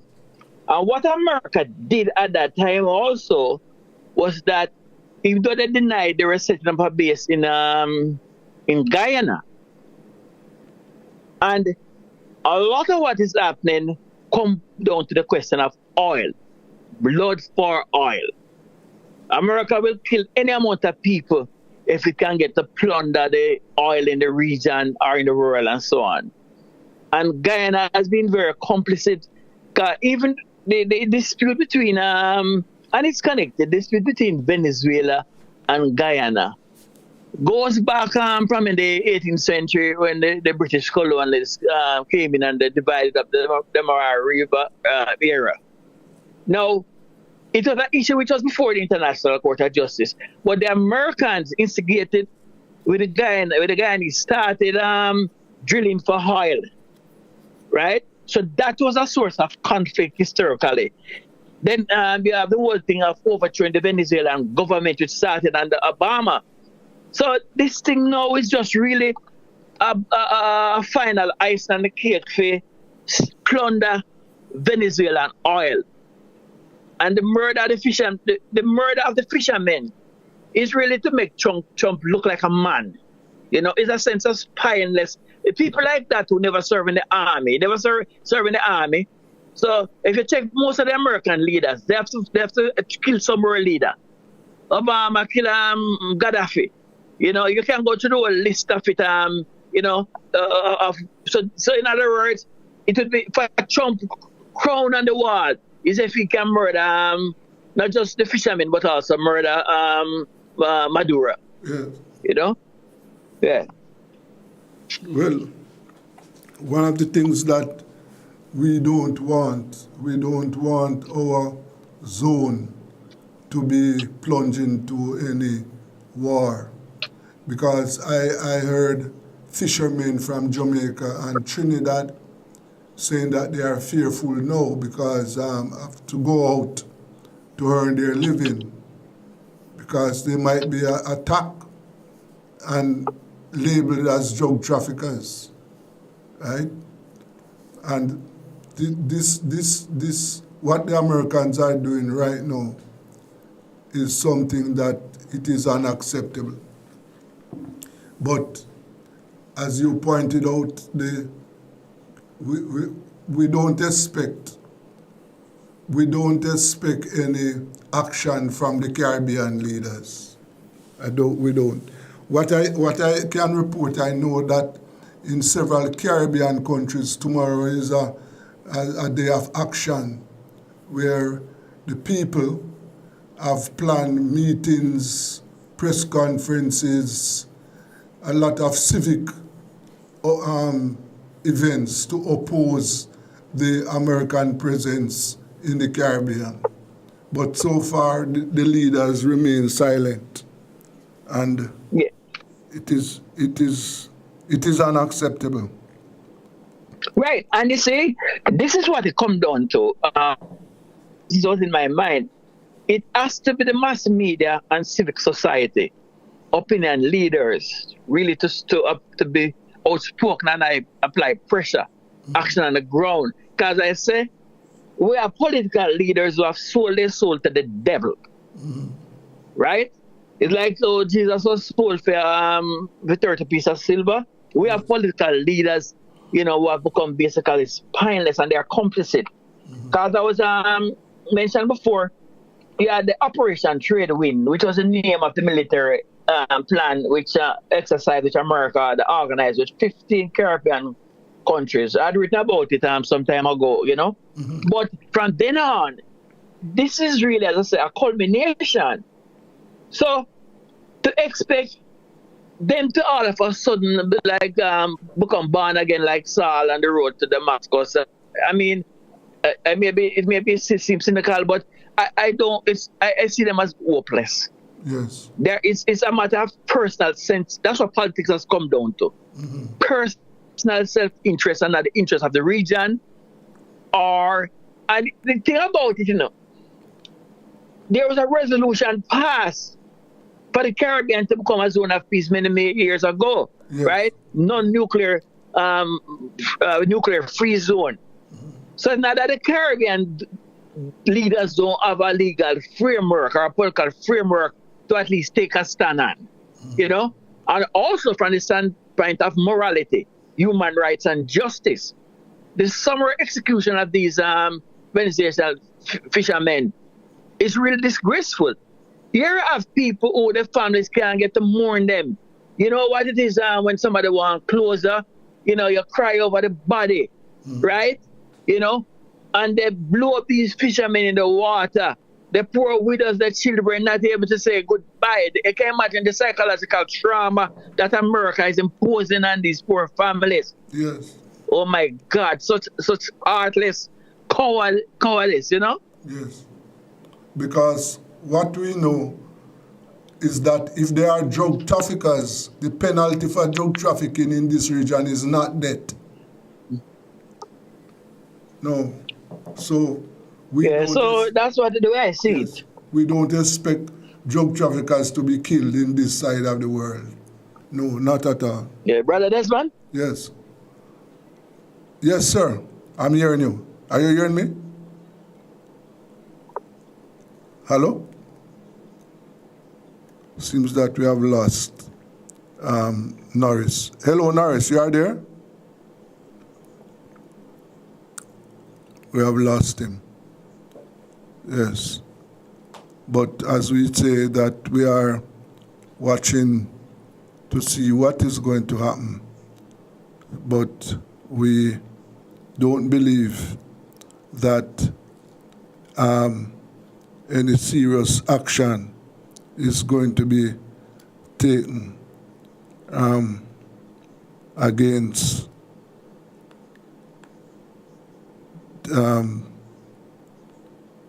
to protest. What we are saying, we don't expect our leaders to protest this action by the Americans. We don't expect that. But we sincerely hope that the area is not plunged into any war. Yes, we sincerely hope that does not happen, because we are a zone of peace, and I would hope that it remains that way.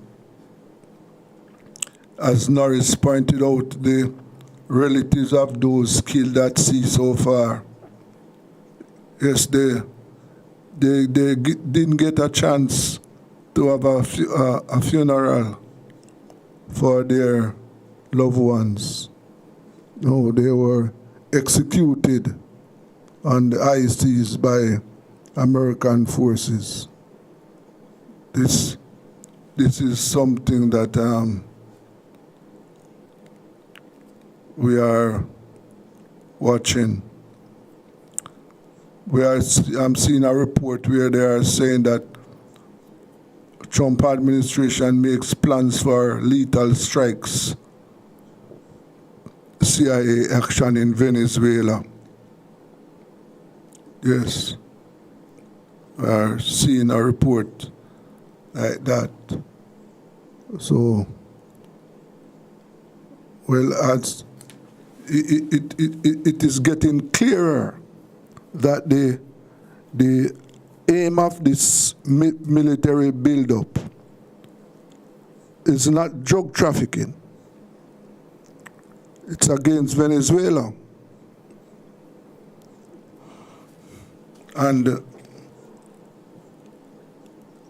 I said it is getting clearer that the Americans are getting ready to invade.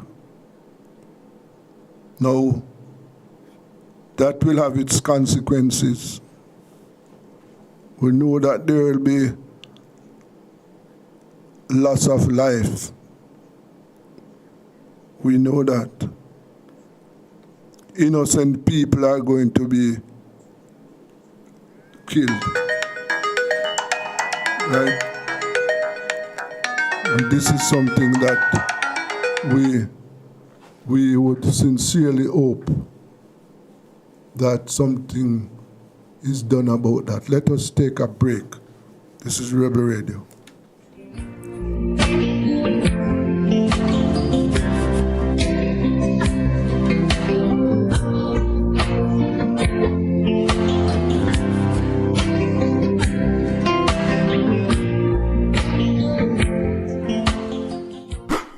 It's the Everybody Sale at New Budget Supplies. Do-it-yourself professionals and contractors. This is the sale for you. Lumber, steel, dress and form ply, water tanks, pumps, PVC pipes and fittings, toilets, bathtubs, vanities and basins, windows, paint, doors, floor and wall tiles, thin sets and grout. Up to 20% off selected items. 195 Hagleyburg Road. Telephone 923-4560. New Budget Supplies. Always the best prices.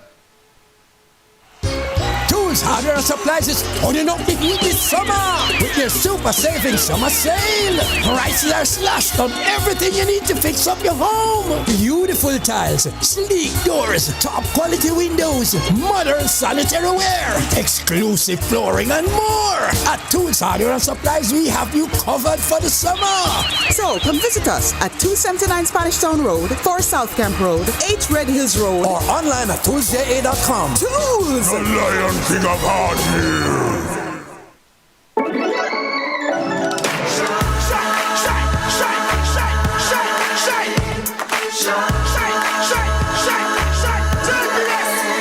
Oh,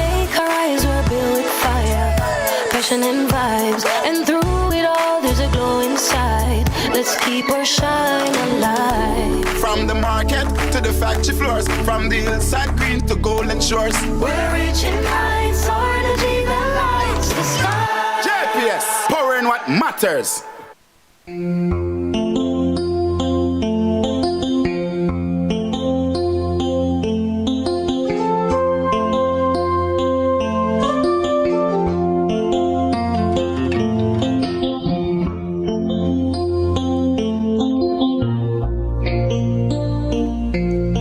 Welcome back to Rebel Radio.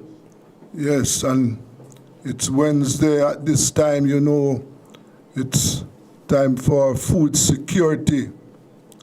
And this is where we spend time, you know, looking at what must be done, you know, in the Caribbean to ensure that we maintain the ability to provide food for ourselves and to make agriculture a viable project. Yes.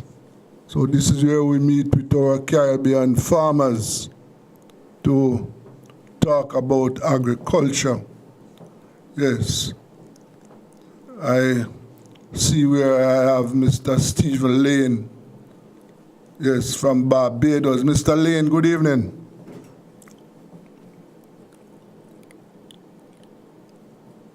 Mr. Lane? Yeah, Brother Desmond. Yes. A blessed good evening to you. My apologies about last week. Good evening, sir. It was unavoidable, but your volume seemed to be very low this week. Yeah? In my reception, so I don't know if you could do anything about cranking up the volume. Yes, I don't know why. I spoke to James a little while ago, and he's in a meeting. I'm sure he will join. I don't know what is happening because I'm hearing you very loud and clear, but you are not hearing me. You hear me loud and clear, but you are not hearing me. Mr. Lane, you're not hearing me. Okay, it's a little bit better now, yes, sir. Yeah. Mm-hmm. Yeah, you are the only person online at the moment. Yes. I did. Yeah. Yes, I did make contact with the lady from the feed producers. Yes, I made contact with her. I am supposed to talk with her and before I invite her and to put her in the group, right? Yeah, she's residing in Barbados, but my understanding that she's a national of your country. Okay. Yes. Well, one of the things that last week, one of the suggestions that came is that we should aim to have our organization finalized by November. So I had indicated that the members should really look at the consultation, look at the Constitution, and for us to have a meeting on Tuesday. But I did not get a chance to arrange that meeting at all. But I hope that nevertheless that members would have by now gone through the Constitution to see what they want, so that we can move on. As soon as other members come on board, then I will find out how many of us have seen got a chance to go through the Constitution. You have you been through it, Mr. Lane? Yeah. Okay. I am okay with everything. Yes. Just let me say though that we have the annual general meeting of the Barbados Agricultural Society coming up at the end of this month.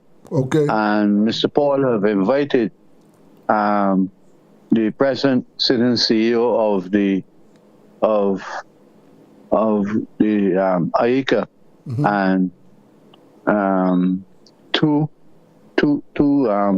our meeting to make a presentation among other persons. But we have a number of interesting persons that can contribute to making this organization strong and can offer some advice in terms of how we go forward and strengthen the Constitution and strengthen the linkages going forward. Yes. That we can have, and increasingly at the level of governments within certain countries within the Caribbean, there's some talk about liberalizing the travel without visas among some countries. And Prime Minister Barbados, and I say this without prejudice or leaning too away from that, because I don't think we've done enough research yet. But St. Vincent, Dominica, and Belize, that their citizens will be able to travel and work within Barbados without a necessity for visa or limitation on those matters. And I think we need to open up the Caribbean, but our main interest is really within the food sector, within agriculture in general, and have that open up so we can have better linkages and therefore increase our ability to be secure in providing food for the region. Right, sir. Right. No, that is certainly a good move. I saw where 4 Caribbean countries have opened their doors to each other, and I believe that is something that the entire Caribbean should adopt.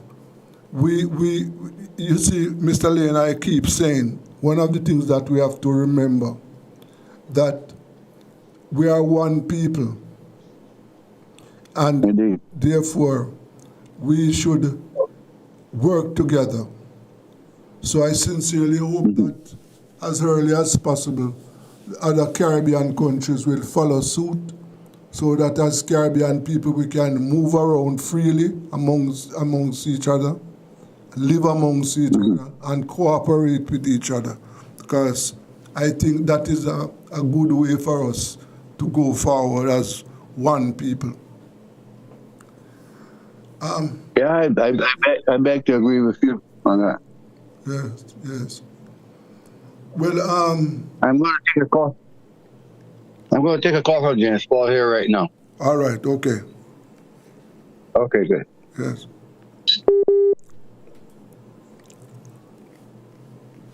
Yes, we are on food security, and so far we are awaiting members to join up. Only one member has joined the meeting already. I don't know what is happening this week, why. I know that 2 members indicated that they were not able to attend. I know that 1 member is in Canada, but so far I have not seen other members coming on board. Yes, I'm just, as I said, wondering what has happened. I'm going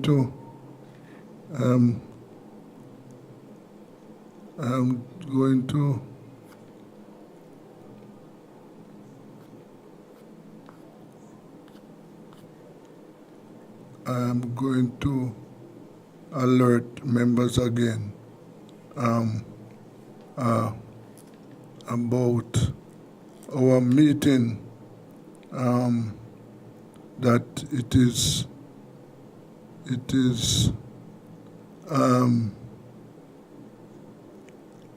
meeting time.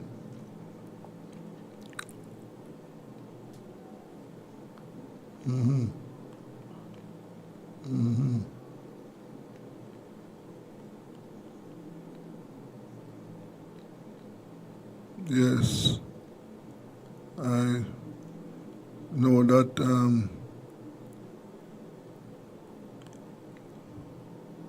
farmers, they are farmers, and so they are busy.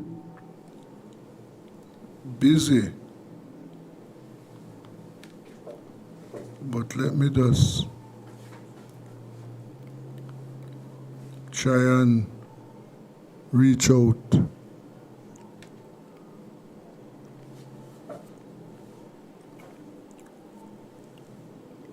Reach out to some members so that they know that it is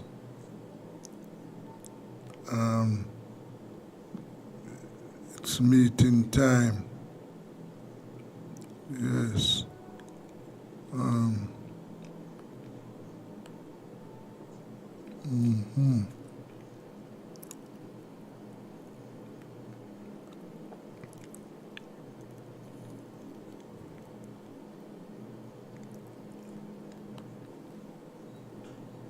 Yes, sir.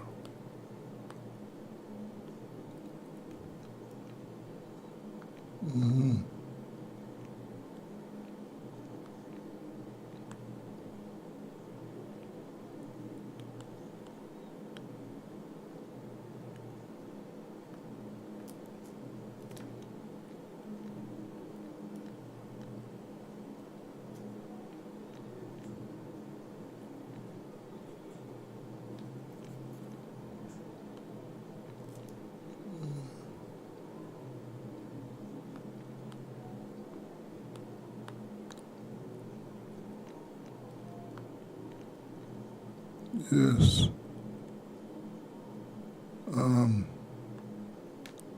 I said I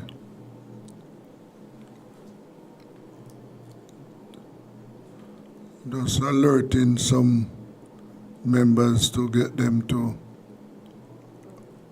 remember that it's meeting time. Let me see what. Let me call up the group now and see who will respond to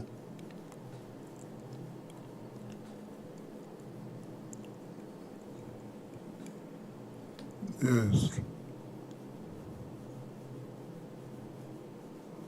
Just waiting to see who. Yes, Mr. Lane is back. You are back, Mr. Lane? Yes, sir. Okay, yes. As I said, I'm still awaiting for others to join up. Yes, Mr. Fulton is with us. Yes. But what is happening to in Barbados? What is happening with the poultry industry in Barbados? In terms of manufacturing or production? Yeah. No, I mean, for example, I think you said Barbados still import chickens, right? No, we are in the mode only in emergency situation. I just had a friend of mine who just came from Texas that works at the Kentucky fast food. in Barbados, and they send up a number of staff up there for retraining or for bringing them up to speed on procedure. But Barbados is the intention here is to be self-sufficient in poultry, meat, and eggs for those industry as well as for the tourist sector. Cruise ship as well. We meeting all of the regulatory requirements so that we can supply them. Recently, the cruise ship said, give us a deadline that they don't want any cage birds raised in the cage environment in terms of eggs. So they don't necessarily mean free range, but certainly they want them in houses that they can move around freely and lay in boxes. So we are meeting that requirement for November. That's the date that was set. But in terms of meat, the Barbados Agriculture company that manages this is a government entity. We have an arrangement with them where they bring in X amount of chicken wings and turkey wings. But I suspect that is only to assist that government agency financially. But it's a quota to help them because the government can't support the entity fully. So I understand this is a support system that they put in place, but it is not a significant part of the industry once they stay within the quotas that we agreed on. So really we are significantly supplying poultry meats. Both the very large entities here that have some, in fact, interestingly, have some influence from Jamaica. We import the chicken from Jamaica, best dressed chicken, that is partially processed, and I think the household, especially the ladies within our houses that are very busy with the in commercial activity in Barbados, have that product available to them. Yes. And we have reduced the tariff because of a CARICOM. Our tariff on ex-regional poultry community island is 184%. But certainly coming out of Jamaica, West Chicken is not in that area, so it's still available and can keep the prices of food down and have that product available to the Barbados market. So we are playing our part within the Caribbean, and we have exported some eggs out of Trinidad, as I told you before. Yes. Rather than, we didn't have a protocol at first because we don't know what diseases they have, but we were able to encourage the chief veterinary officer within the Ministry of Agriculture to investigate that and put a protocol in place, and we were able to do it safely to protect the local industry, but to be able to support trade in eggs between Barbados and Trinidad. But that is not going to be a matter of long term, because we also need to protect the local egg industry. Eggs are a little bit more involved in terms of from a baby chick to the first laying of eggs is a region between 5 and 6 months. So it's a big investment there, and we need to secure our farmers. But if they're option, we wanted to have one of our neighbors supply any shortfall to meet our commitments to the tourist sector. Yes. Well, to our local sector, and we will sell our eggs Just pause a moment. Pause a moment. Let me welcome Mr. Fulton. Mr. Fulton, good afternoon, sir. Good afternoon. Yes. I think it's James Paul talking there. No, Mr. Stephen Lane from the Barbados. Mr. Stephen Lane, where you get your feeding from in Barbados? Mr. Lane, you want to answer him on that? I don't. I didn't comprehend exactly what he said. So the feed. In Jamaica here, we import all the feed ingredient, raw material, and then we manufacture the feed. So I wonder if it is the same in Barbados. Well, actually, the feed plant in Barbados is significantly controlled by Jamaicans. So obviously, the inputs of soya and corn and other ingredients that go into our food is directly. So the investors here, and in fact, we have a new CEO. I wouldn't divulge his name because he's now taking over from a Trinidadian that was here, a very good manager too.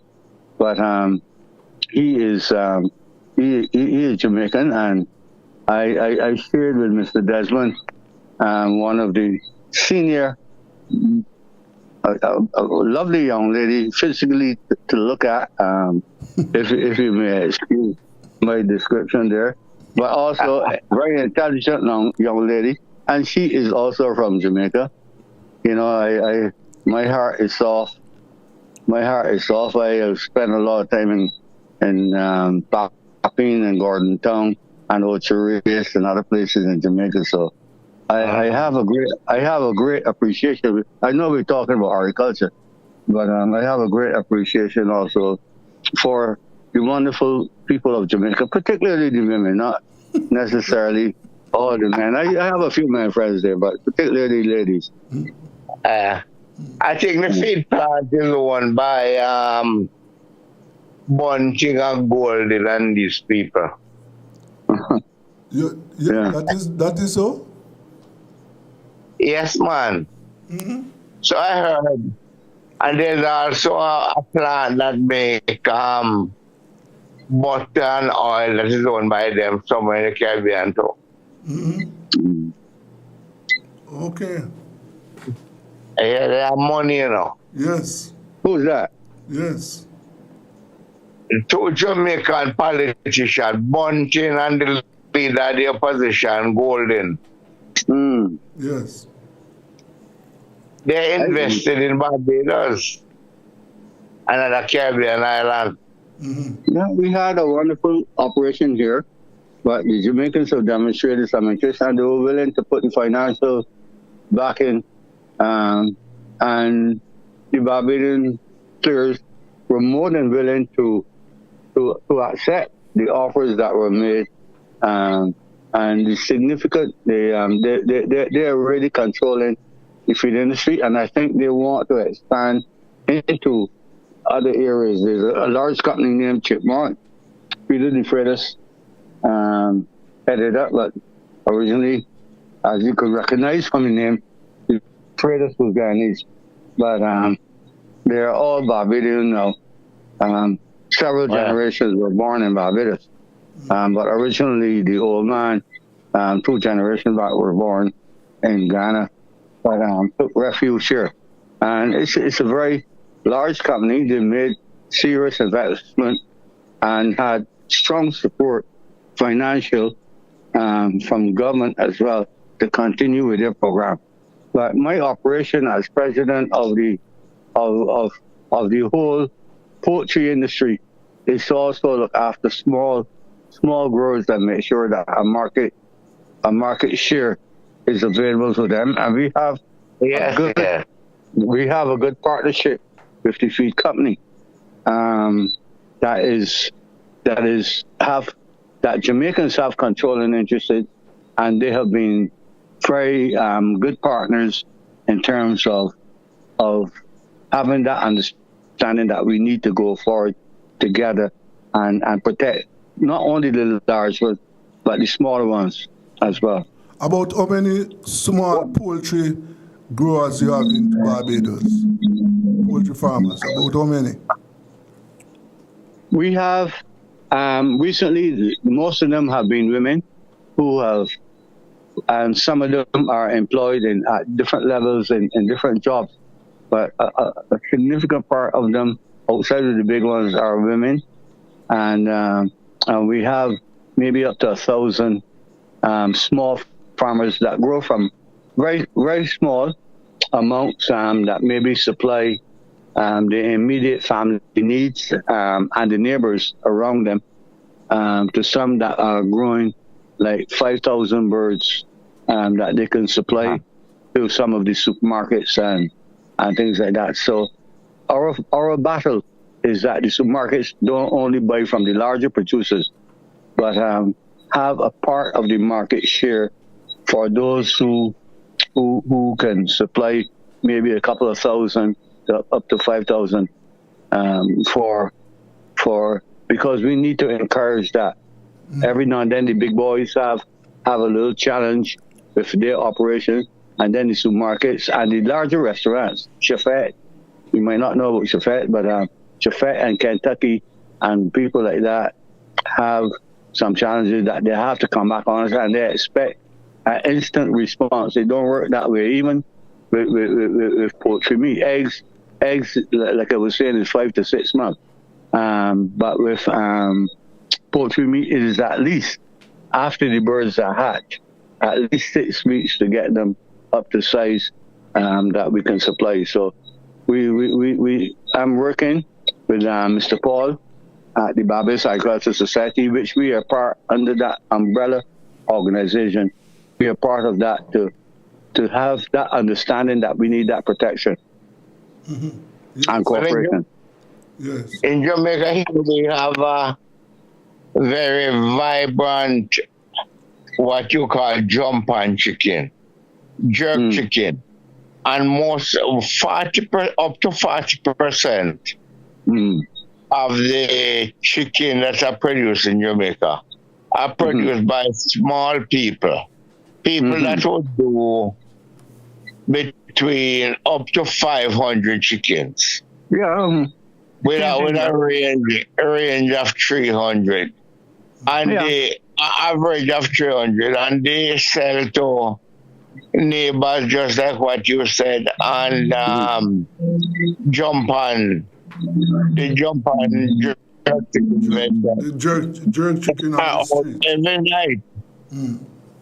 I spend a lot of time on Hope Road, going all the way up to to Papi, and I can see the supply of wonderful fresh chicken every night, jerk chicken, and you can tell that they're old chicken. I don't spend a lot of time in Spanish Town and those areas, but on Hope Road where Sovereign is going all the way up, I spend a lot of time in there and Gordon Town and all those areas. So and you can tell that the chicken is absolutely fresh and it's wonderful, really good product from those suppliers. Yes. And it's in every town and district in Jamaica. To the extent where the large companies put on chicken jerk festival. Where these people and they win prizes and so on.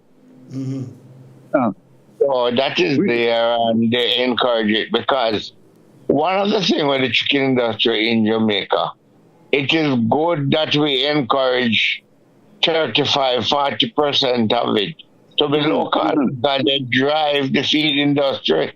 Yes. You mean local small people? Gentlemen, both of you. Gentlemen, just hold it there for me. Let us take a commercial break. Yes, this is Rebel Radio and we are on food security. Let us take a break.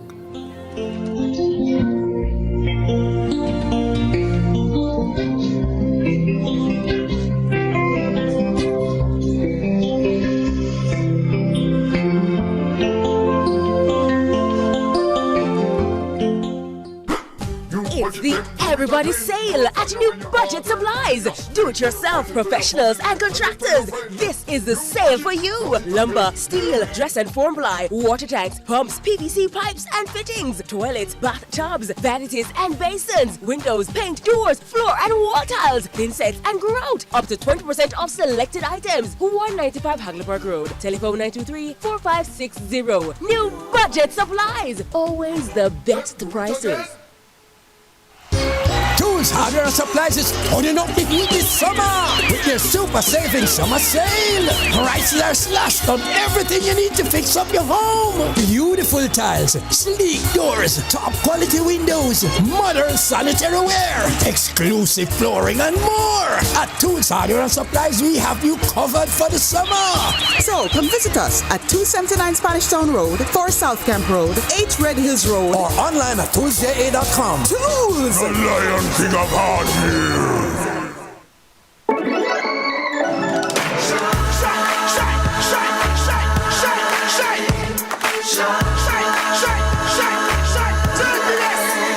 Oh, Jamaica rise, we're built with fire, passion and vibes, and through it all, there's a glow inside. Let's keep our shine alive. From the market to the factory floors, from the hillside green to golden shores. We're reaching heights, our energy that lights the sky. JPS, power in what matters.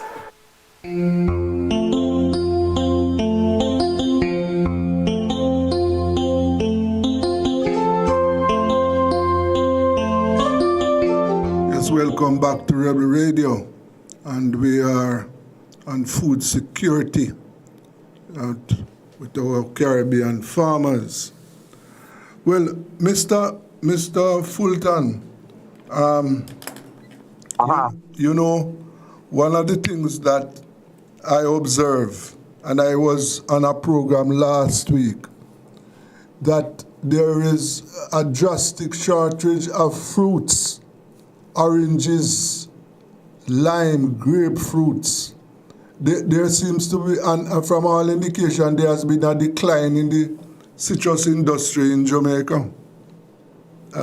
Not in Jamaica alone, throughout the world. Okay. And I'm more impacted in Caribbean and Latin American region. Yes. So it is caused by a disease called greening. Mm-hmm. And it is spread by a vector. And once it catches the tree, that's the end of that tree. Wow. So most citrus products are very short. Yes. And they're working very hard to come up with a resistant variety. Mm-hmm. But we have not reached that stage yet. Okay. Well, you know. Yes. That is why it is important for the Caribbean now to lock on to things like the chicken, sheep and goat, beef industry. Mm-hmm.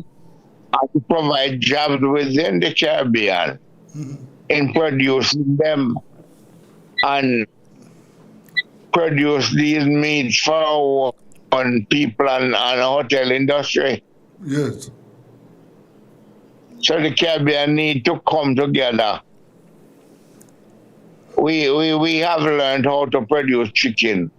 We shouldn't be importing it from outside. Mm-hmm. I agree. Chicken and egg. Like Jamaica is self-sufficient in both. Yes. We are doing roughly 140 kg, 40 million kg of chicken meat right here in Jamaica. Okay. Mm-hmm. And the demand will grow as the tourism industry and other things grow. Mm-hmm. And the population, although our population is not growing. No. But I don't see why Jamaica would need a chicken product if Barbados has it. We take it from Barbados and vice versa. Yeah, what and that is what we do in Barbados. Yeah, what we are we import value added chicken out of Jamaica, and our housewives find it easy if they come home rather than taking a frozen chicken, thawing it out, and increasingly they do that. But if you come home after a job in the office, we have Jamaican products here that fill that niche very well, especially for the more affluent housewives. I say that, and house husband increasingly, because husbands in Barbados, I notice men in Jamaica have a lot more say and power than the men in Barbados. Sometimes the wife in Barbados will tell you that you need to go in and do something, But I must say that. But the reality of it is the distribution of poultry, local poultry, throughout Jamaica and places like Ocean Reyes. I'm not talking about and Duns River and other places can be greatly improved. Because those more affluent areas, I'm sure they go to the supermarkets there. And I live in Columbus Heights, in looking over the harbor there, right on the cruise ships and all that. Yes. And we need to expand. I spent a lot of time at Dover Restream, but then I see certain things even happening at Dover and the Duns River and the sandals and all of that in there. You all need to have a lobby strong enough to let. The sandals also have a big influence in Barbados, and we have tried to insist that they have a clear understanding that they need to use local products in the menu, and to some degree, especially when the old guy Butch was head of the organization. Yes. May his soul rest in peace. But but we need to insist and have our chefs preparing food. Jamaica have a lot of really good food. I watch a lot of videos from time to time with the guys cooking on the beaches, fishing, and other activities, and they prepare wonderful dishes that, as a sideline, the tourists like to eat. And we have a place in Barbados called Oysters, and the tourists, rather than eating at the hotel at exorbitant prices, and I don't think it is only because of the price, but they come to a fishing village called Oysters, and they enjoy the culinary skills of fish and local vegetables and other things, and obviously the wonderful rums in Barbados. I prefer Appleton, but Mount Gay and Old Brigham and those type of rums that we produce here, they come and they have it at a price significantly below, and the service is more friendly, and it's a wonderful marketing. And I think even though it was indigenous in its origin, politicians, they capitalize on these things, and then the market, like they were always part of it, and that it was the initiative. But in reality, it was a little fishing village that catered to a local market, And that place in Barbados, that on a Friday evening, everybody go there and have music and food. I don't remember the name of the place, but I've been there. Okay. But Mr. Fulton, Mr. Lane raised a point. So you see the situation where with the chicken, where Barbados import chicken from Jamaica. What we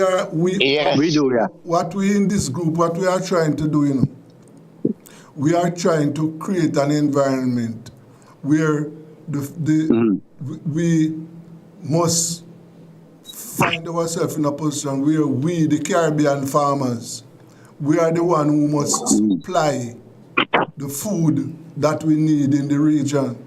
So, for example, if there's a product that we need, and it instead of turning our attention to North America, we must look at our Caribbean farmers. That is what we want. We want to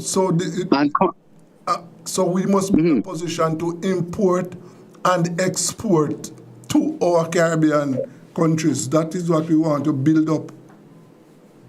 And consciously, we have made that decision that we would prefer, if we are going to import value-added chickens, we will do that out of Jamaica, because we can easily, Brother Desmond and Brother Fulton, let me say, from Antigua all the way down to Ghana, the poultry, there has some semblance of, but Grenada is now trying to establish a local poultry industry again. So they're importing baby chicks. They're importing baby chicks from one of the hatcheries in Barbados. St. Vincent and the Grenadines, St. Lucia, Dominica, Antigua, importing baby chicks out of Barbados. It effectively might cost them a little bit more at the end of the day, because you can't put baby chicks on the sea. So it is ferried around in the air, and it costs a little bit more. But the reality of it, the reality of it though, is that they're beginning to understand that they need to have a supply of local poultry, which is the staple poultry. The sea is there. St. Vincent and the Grenadines, Grenada, everybody produce some fish. But like the old people say, every day is fishing day, but every day is not catching day. But they're showing, they try, the governments there are trying to make an effort. Mr. Gonzalez and St. Vincent, all of them are trying to make an effort to produce a measure of local poultry. Because every now and then you have an outbreak of avian influenza or something else in the United States, which is our main market. Britain, where we used to bring a lot of chicken wings, have had the same challenge, and we've had to even dump chickens in Barbados because we could not verify if they were contaminated or not. So they ended up in the ocean. I'm sure our fish were happy. Well, I'm sure the fish was happy to consume them, because fish would eat poultry as well. I have fish with cuts of poultry, and fish bite greedily at them. But we need to have that expanded. Jamaican feed companies are selling feed at a reasonable price into those islands as well. St. Vincent, that have a mill, is also producing feed, but not at a significant level like Barbados and Jamaica. Jamaica is perhaps the biggest feed producers that can compete. But we still allow importers to bring in feed. But in terms of how the bigger industry is mechanized, the feed company here, who is significantly controlled by Jamaican investors, can send a truck to you with 12 tons of feed in it and put it in a bin that will go into the automatic feeders. The other feed that come in through other sources are bag feed, which is very labor intensive. It works. The quality of feed is good, and it works. Yeah. But we have made a conscious effort here through the Ministry of Health that no feed with antibiotics should be used in Barbados, because the implications down the road for the healthcare services. So feed that come in here cannot have any antibiotics, and sometimes it is the names of the antibiotics are hidden, so to deceive it. But we have those things under investigation. So we are conscious of that, and we are very conscious that we need to support our brothers and sisters within the Caribbean, and we are also conscious that where we can, our hatcheries here, in terms of exporting quality baby chicks, day-old chicks, into the islands. It brings some profit to our operations here, but we believe we have that responsibility also to export those live animals to those locations and have them delivered in good care, that we can have that. And the reason why those islands went there, St. Vincent in particular, you could buy chicken parts a while ago when I used to spend a lot of time down there. I used to fly down there to bring lobsters out of the Grenadines. You can buy chickens and chicken parts so cheap that you cannot believe the price out of Brazil and other places that produce the feed at a price that we can never compete by bringing it in from the United States. Of course, the cost of United States right now might be able to, if we can negotiate, but we have these long-term contracts where we tie into for like 3 and 4 months plus of buying a commodity at a certain price. But right now, the cost of soya and corn have dropped off so significantly because the Chinese are not buying it. They're buying it from Brazil. Okay. And we need to look at that in terms of food security, because a lot of farmers in the U.S. are going broke, and we may have to look at different markets going forward. China is buying up significant amount of soya and other grains from Brazil. Belize at one time looked at as a possible source, but the shipping across the narrow strait from just Belize to the eastern Caribbean is not as frequent as even from Texas or the Midwest states into these areas, Jamaica, coming all the way down. I think, but places like Caymans, I know they have a lot of money dealing with other things, but they don't have absolutely no food security because the focus there is on financial security. Yes. But ultimately, all those countries also have to look at food security for the nations. Mm-hmm. Yes. Yeah. Because like Cayman, I think they import a lot of their most of their food is imported. Indeed. Yes. Yeah. They have a small cattle industry. I've been there twice on fishing. Mm-hmm. But they import the food from most of it, but come out of England anyway. Mm-hmm. Okay. Yeah. But they import food from Jamaica too. Mm-hmm. Yes, they do. Yes. Yeah, they do. I know. Well, let us see how we are going to improve our. As Mr. One of the things that we learn on this program, that there is a good market for food in Bahamas, and yes, there is. Yes, mm-hmm. and that is something that we Caribbean farmers should be looking at to exploit that, right? Instead of all of it going overseas, we should be looking at this program, this organization that we are trying to build. That is one of our objectives, to see how we can take advantage of that market. That's right. Yes. And that's one that Mr. Sultan was saying about the citrus. And I know when I was there, when you go to Spanish Town, you go through the gorge. I had some friends there that had extremely large. They had cattle on their farm too, but extremely large, maybe over 100 acres of citrus. I haven't been there now for about 10 years. That must be the McConnells. Yes, yeah. I didn't think you would. All right, good. Yeah. But the reality of it, though, and they produce excellent citrus then.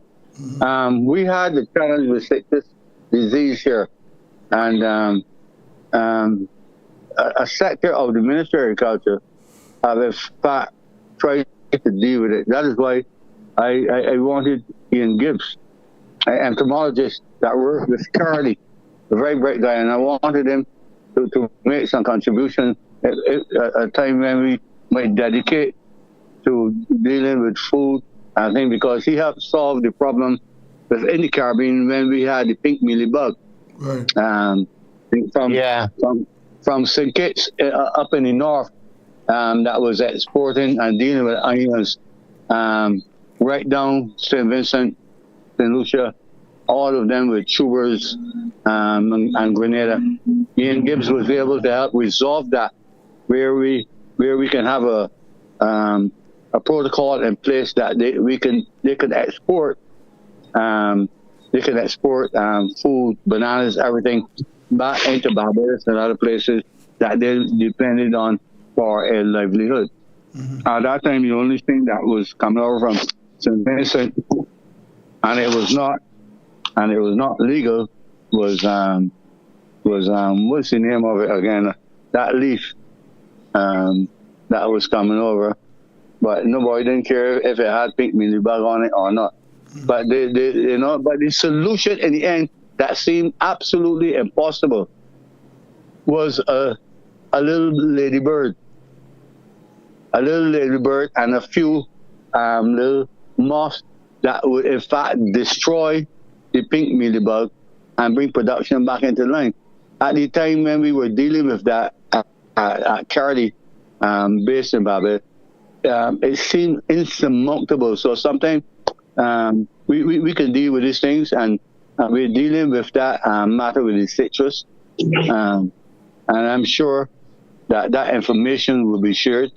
At one time, they weren't even selling any citrus, limes and lemons to the population of Barbados. And everybody was crying out. Everything was coming in from North America in terms of those food products. But we're beginning to see some positive results. Again, we have some problems with pawpaw, where they have that bunchy top disease. And sometimes you have a wonderful plant that looks like it will give you great fruit, and towards the end of the production, you have this bunchy top disease. I'm not sure if you have it in Jamaica, but then the fruit become a little bit starchy and cloggy and not as palatable as you would expect a pawpaw to be. But we're also trying to work and resolve that situation as well. Yes. Well, gentlemen, we have to just do what we have to do to get our farmers and our farming community, up. Mr. Fulton, have you? We are in October now. I know you, based on your reports, you are not expecting any shortage for the upcoming holidays. Well, apart from the fruits, all the fruits, well, I don't see as much papaya as I used to see. And we'll get into the Otaheite apple season. Yes. But in terms of the citrus products and limes and lemon, I think those will continue to be short. Yeah. But the other vegetables will come in. Farmers are planting now. I know farmers doing a lot of cucumber now. But my son and I still do vegetables. Yes. Melon just come out of a last crop through the Hungarian. Eggs. But we are putting in cucumber now and these other. And eggs will be back. Yeah, man, they are a good supply of eggs now, but we do need some new players in the egg business. Mm-hmm. It's a big investment, you know, a long-term investment. Yes. It's a long-term investment, and the laying hens are very expensive. And they're very fickle sometimes. They're like women. If you don't feed them properly, they don't give you nothing. Yes, and we don't grow. The companies here grow the chick from the day old to ready to lay. Yeah. So when you buy a ready to lay hen, I think you're paying probably $2,000 for one now. Yeah. Yeah. So that is what about the fishing industry? What about the fishing? The fishing industry in Jamaica is doing well? It's not well organized. You have a lot of fishers just go out to catch enough for their daily life. They just want to live. So if they catch 10 pounds, then they use that to buy white rum and sustain their family. So, you know, they set a very low level.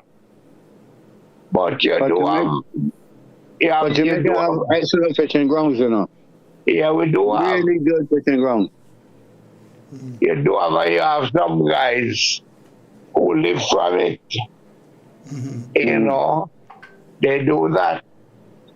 So it is something that need better organization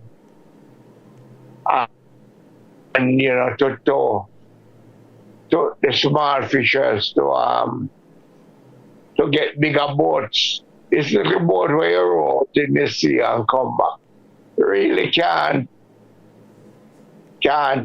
sustain a fishing industry. Yeah. You need boats that can go far out in the sea. Yes.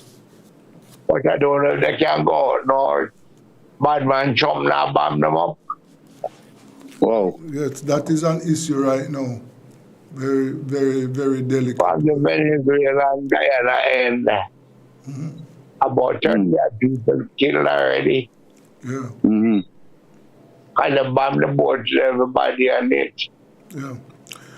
Well, gentlemen, we have to leave it there for today. All right, sir. Yes, we hope that more members will be with us next week. So, I'm sure. So, thank you very much, Mr. Fulton. Thank you very much, Mr. Lane. Thank you, sir. Mr. Lane. All right. Thank you very much. Yes, that was the end of, that was food security. And this week we had poor supply. Most of our members did not turn out this week at all. I will have to find. Apparently we're very busy this week, so we had a poor turnout. Anyway, that's it. Coming up next is Eyes on the World. Let's go for a break.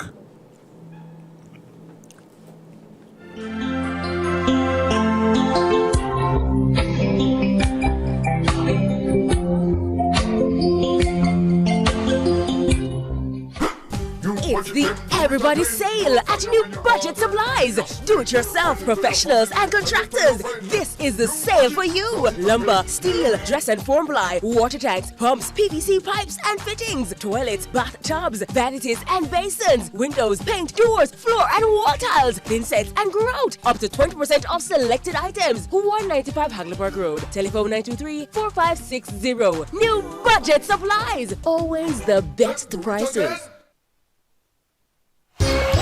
Tools, Hardware and Supplies is turning up the heat this summer with their super saving summer sale. Prices are slashed on everything you need to fix up your home. Beautiful tiles, sleek doors, top quality windows, modern sanitary ware, exclusive flooring and more. At Tools, Hardware and Supplies, we have you covered for the summer. So come visit us at 279 Spanish Town Road, 4 South Camp Road, 8 Red Hills Road, or online at toolsja.com. Tools! The Lion King of Hardware.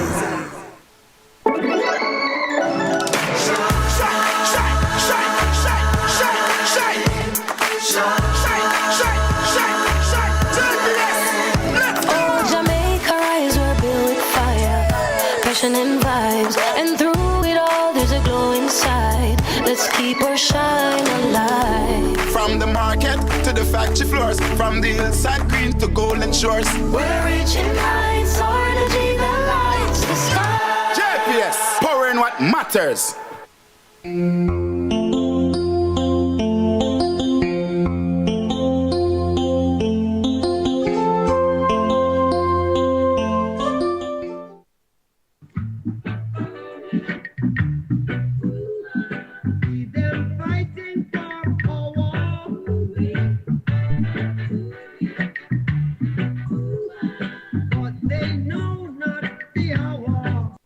Imagine a world where information is power, where news meets insight. This is Eyes on the World, your personal lens. We are watching with you. Stay informed, stay curious, get the world's stories reported to you. Eyes on the World, your perspective.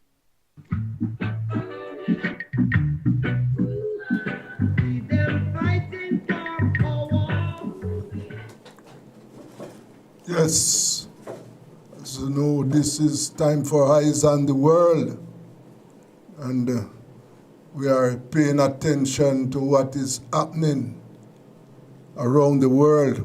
As you know, the peace plan in Gaza, that is one of the big events, and the genocide continue, or the violence, the killings continue in Haiti and in Sudan. Let's take a look at some of what has been happening around the world. Each line drawn is a step towards healing. Ali witnessed unspeakable violence at the hands of fighters from Al-Qaeda in Burkina Faso's own forces. Why were so many killed? Why him? Why did he survive? Questions his family cannot answer. His parents brought him to this medical center in northern Burkina Faso. Here, the International Committee of the Red Cross helps children scarred by attacks to overcome trauma through drawing. When I sleep at night, I have nightmares that someone is chasing me.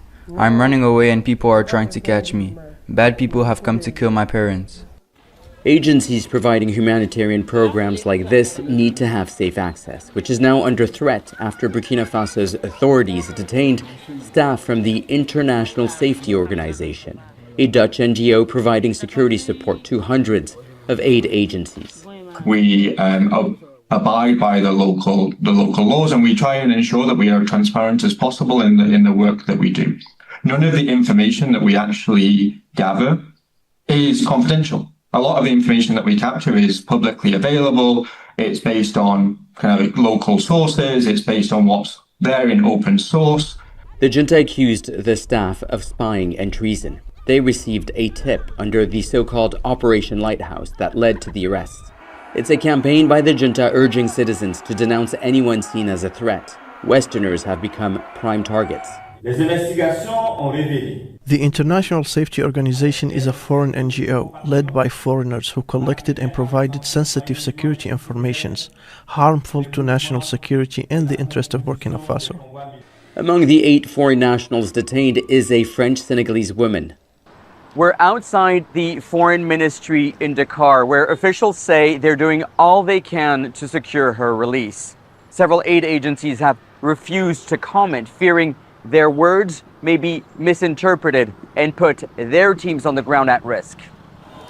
The military rulers who seized power in 2022 have lost control of around 30% of the country to armed groups.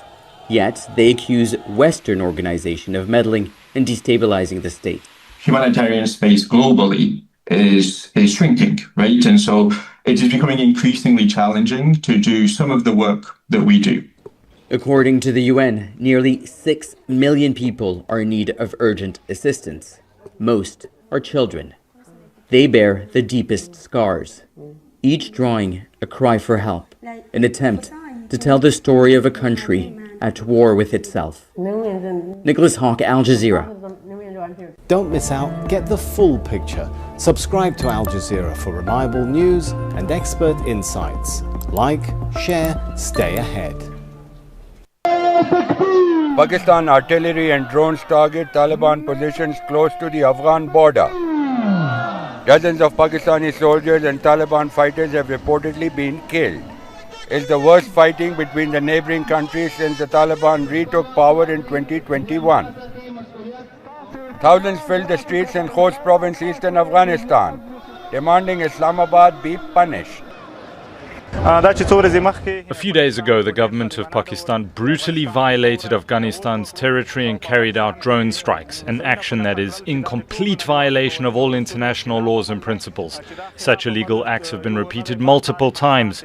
We call on the international community to exclude Pakistan from international charters and organizations, and to exert strong pressure on it so that it respects international norms and recognizes its borders. Both sides accuse each other of starting the violence, but the context of the fighting is complex. Pakistan welcomed the Taliban's return to power 4 years ago, but has long suffered attacks by the so-called Tehreek-e-Taliban Pakistan, or TTP. The group operates inside Pakistan, in the mountainous border region that separates the two countries. Islamabad accuses Kabul of not doing enough to control the TTP and stopping the attacks. The clashes have shut key border crossings and threatened vital trade routes. It's my fourth day stuck here with a truck full of pomegranates. I'm just waiting for the border gate to open. If it stays closed for another day or two, all the fruit will spoil. The violence has sparked fear among powerful regional neighbors including Russia and China. Beijing has big investment and geopolitical interest in both countries. Recently, there's been a conflict between Pakistan and Afghanistan, and bilateral relations are tense. We are very concerned about this and feel worried. Both countries are China's friendly neighbours, and they are neighbours that cannot be moved away. It serves the fundamental and long-term interests of both sides to uphold good neighbourly friendship, achieve economic and social development, and jointly combat terrorism. Kabul denies it allows the TTP to operate from inside Afghanistan. The mountainous border region is notoriously porous and difficult to control. The war is unfolding several kilometers inside Pakistan, so they should control these militants themselves. We managed to secure Afghanistan's vast territory after 40 years of conflict and in a short time. So why can't they do the same? The Pakistani Ministry of Foreign Affairs said it greatly values diplomacy and dialogue, but warned Pakistan will respond if the attacks continue. Kamal Haider, Al Jazeera, from the Pakistan-Afghanistan border at Torkham. The Durand Line is a 2,640-kilometre long border drawn by British colonial officials in 1893. The border remains a source of dispute for Afghanistan and Pakistan, with the Taliban saying it unfairly divides Pashtun communities. Now, Pakistan backed the Afghan Taliban for years, but its Pakistani affiliate, Tehreek-e-Taliban Pakistan, or TTP, emerged as a domestic threat seeking to impose Islamic law and topple the government in Islamabad. Now, after the Taliban regained power in 2021, Pakistan hoped security would improve, but attacks surged. Pakistan accuses the Afghan government of allowing TTP fighters and other armed groups to operate from Afghan territory, allegations Kabul strongly denies. The TTP has carried out hundreds of attacks in Pakistan, including the country's worst on the Army Public School in Peshawar that killed more than 130 students in 2014. Well, to help us talk through all of this is Michael Semple. He is a visiting professor at Queen's University Belfast and a former EU representative in Afghanistan. He joins us from London. Thanks so much for being with us, Michael. You've obviously followed Pakistan-Afghanistan relations for decades. How does this flare-up compare to previous periods of tension that you've seen? Well, the overall tension between the two countries along the border has been there for decades, as you sort of hinted. But in terms of the scale of the fighting, the sheer number of kilometres along the border, where the opposing border posts are firing at each other, and the number of border forces who have been killed on both sides, this is the most severe flare-up that has happened since the Taliban retook power 4 years ago. Right. As we heard in the story that just played, Islamabad has accused Kabul of harbouring militants behind attacks inside Pakistan, while the Taliban has rejected those claims. I mean, from your vantage point, how credible is all of this?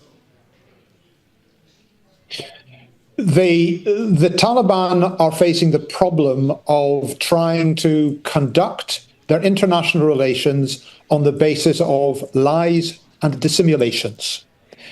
For anybody who follows the development in Afghanistan and Pakistan closely, it is clear that the TTP are headquartered in Afghanistan, that they are using their presence in Afghanistan to wage the insurgency in Pakistan.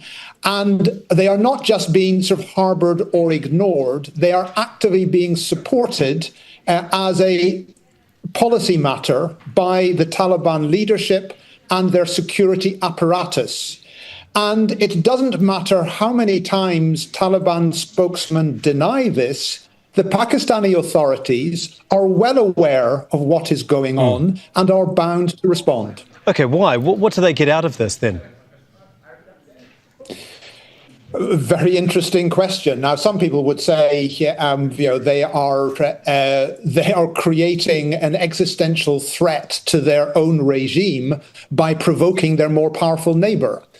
One explanation of why the Afghan Taliban support the TTP is that they consider the TTP comrades in arms, fellow mujahideen who sheltered and assisted them during the 20 years of the Afghan Republic, and they're sort of honour-bound to reciprocate that by offering similar assistance to the TTP in their insurgency. Okay. An even harsher interpretation is that despite the Afghan Taliban's repeated protestations that their ambitions are limited to Afghanistan, that they have adopted an ideology of promoting armed jihad until Yomi Qayamat, the Day of Judgment, and that their ambitions are not limited to Afghanistan. As a matter of ideology, they are committed to supporting a successful jihad in Pakistan to overthrow the Pakistani state and establish a similar so-called Islamic system in Pakistan. It's one of these two explanations. OK, thank you so much, Michael. Fascinating to talk to you. Michael Semple for us there, out of London. Don't miss out and get the full picture. Subscribe to Al Jazeera for reliable news and expert insights. Like, share, stay ahead. Tensions are rife in war-ravaged Sudan, where paramilitary rapid support forces attacked a displacement shelter in the besieged city of El Fasher in North Darfur state, killing at least 60 people, including women and children.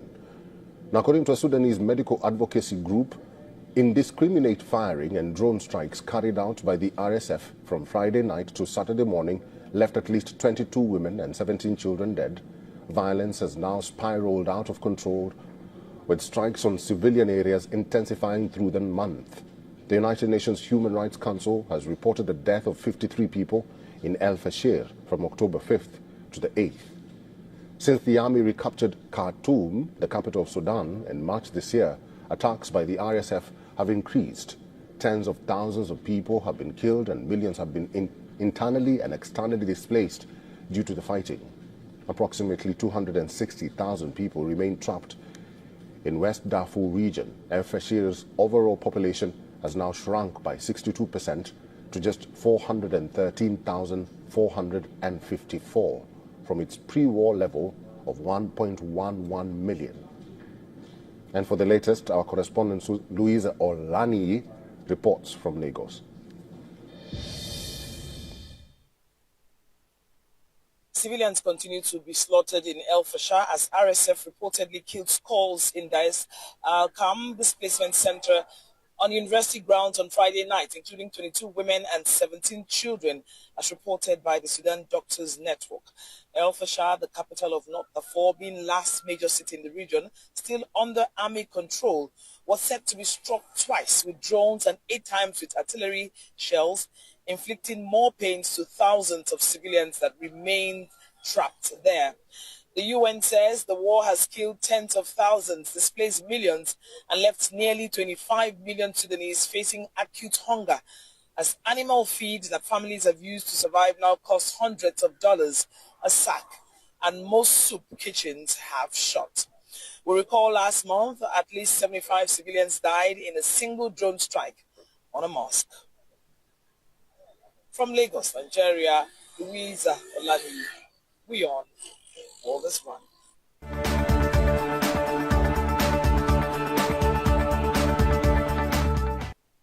We start, though, with the history being made overseas today. President Trump is now heading back to the U.S. following his whirlwind trip to the Middle East, where he celebrated the first phase of a peace plan between Israel and Hamas and the end of more than 2 years of war. After 738 days in captivity, the 20 remaining living hostages in Gaza have all returned home and reunited with their families. Now Israel and Hamas are working to coordinate the return of the remains for the hostages who did not survive. In Gaza, hundreds of Palestinian prisoners and roughly 2,000 others who have been detained by Israel without charges since October 7th have been released as part of the swap. And aid trucks, they're now making their way into the war-torn territory to provide food and assistance to the roughly 2.5 million people who live there. And since the fighting stopped last Friday, thousands have made the trek to northern Gaza to find their homes in ruins. Earlier this morning, President Trump spoke before Israel's parliament, telling the country's lawmakers that the ceasefire will usher in a new golden age for the Middle East. He then traveled to Egypt to participate in a peace signing ceremony and additional peace talks. This is the day that people across the region and around the world have been working, striving, hoping, and praying for. They have done things over the last month that I think were really unthinkable. Nobody thought this could happen. With the historic agreement we've just signed, those prayers of millions have finally been answered. As you know, the hostages have been returned, and further work goes on. And CBS News foreign correspondent Deborah Patta has more. Here, as you can imagine, jubilation. And when the hostages were released, tears and hugs. People here have campaigned long and hard for this moment, lived through heartbreak and rage. And although they kept hope alive, there were often times they thought this day would never happen. The 20 living hostages were released by Hamas from 2 separate locations, and after being handed over by the Red Cross to the Israeli military inside Gaza, they were taken to an army base and reunited with their families. And so the clock finally stops at 738, the number of days in captivity. But for the families today, it is filled with firsts. The first longed-for reunion, the first embrace, the first screams of joy, and sadly another first, the first day of mourning for loved ones killed in captivity. President Trump also arrived this morning in Israel to a hero's welcome and then addressed the Israeli parliament, the Knesset, saying it was a great day and a new beginning. 250 Palestinian prisoners serving life sentences and around 1,900 detainees arrested since October 23 have also been set free today. And the ceasefire deal is a lifeline for Gazans. desperately needed aid can finally flow into the territory to help ease the dire humanitarian crisis. The images of the sheer scale of the destruction defy description. Back to you. Deborah Pata, thank you. And CBS News Chief White House Correspondent Nancy Cordes joins us now from Sharm el-Sheikh there in Egypt. Nancy, very good to see you on this incredibly momentous day. The president there spoke about the spirit of cooperation and goodwill, also saying that he does not want to see anything like this happen again. Those in his words there. What is the president asking for now from other countries in that region? He's asking for several things. First, he's asking for cash. It is estimated by regional leaders that it will cost about $53 billion to rebuild Gaza, and that money is going to have to be put up by wealthy nations, like some of the countries whose leaders he spoke with today. President Trump made a point of that. He said he's going to be publicizing who hands over money that can be used to rebuild Gaza, because it is the view of the White House and so many other partners here in Egypt that Gaza will have to be rebuilt quickly if there's going to be any hope for a long-lasting peace.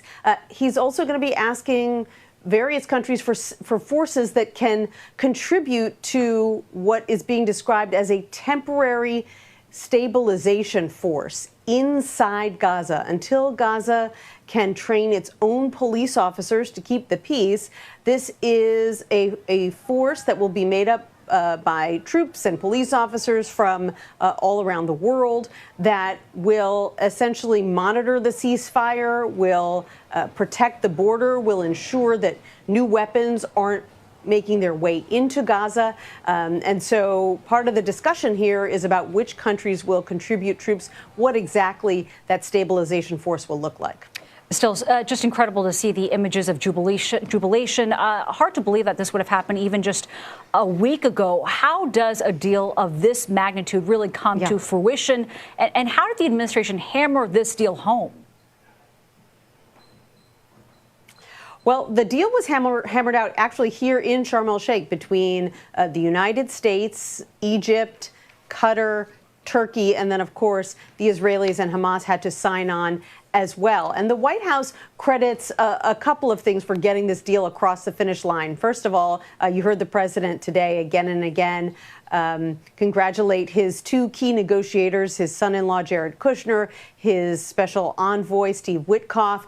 But also he has made a point of noting that his deep relationships in the region, not just with Israeli leaders, but also with Gulf state leaders, enabled him to use both pressure and support to get everyone to sign on at the same time. And then finally, the White House believes that both sides were really just weary of this war. After 2 years, the incredible death toll, the misery on both sides, the destruction with no end in sight, and they felt that the time was simply ripe for the two sides to lay down their weapons. The question now is, can this ceasefire hold, and can it lead to a more lasting peace? So many are hoping so. Nancy Cordes joining us on a very long and historic day. Nancy, thank you.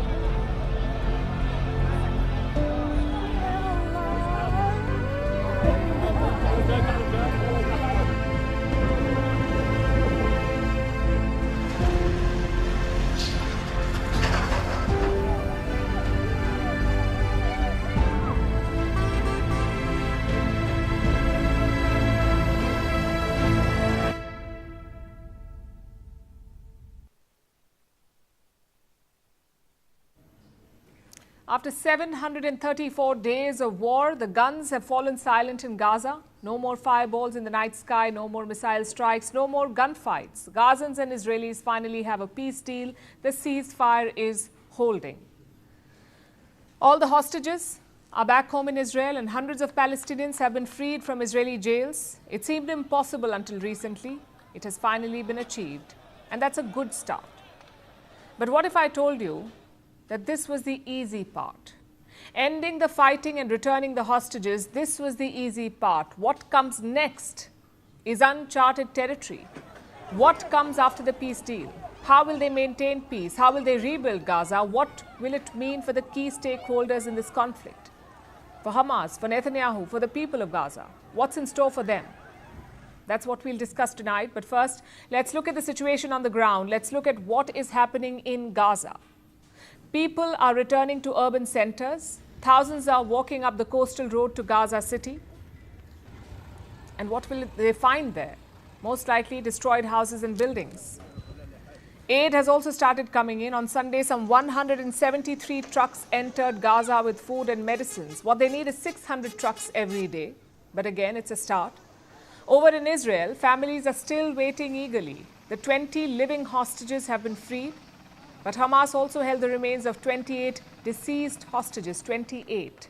4 bodies were returned yesterday. The remaining 24 are yet to be handed over. This whole process is being handled by the Red Cross, and they say it will take time. It is tough to find the bodies in the rubble of Gaza. Meanwhile, Israeli troops have withdrawn. Let me pull up the map for you. Before the ceasefire, Israel controlled 80% of the Gaza Strip. That's the blue line you see inside the strip. Last week, they began pulling back from the blue line to the yellow line. This leaves around 55% of Gaza in Israeli control.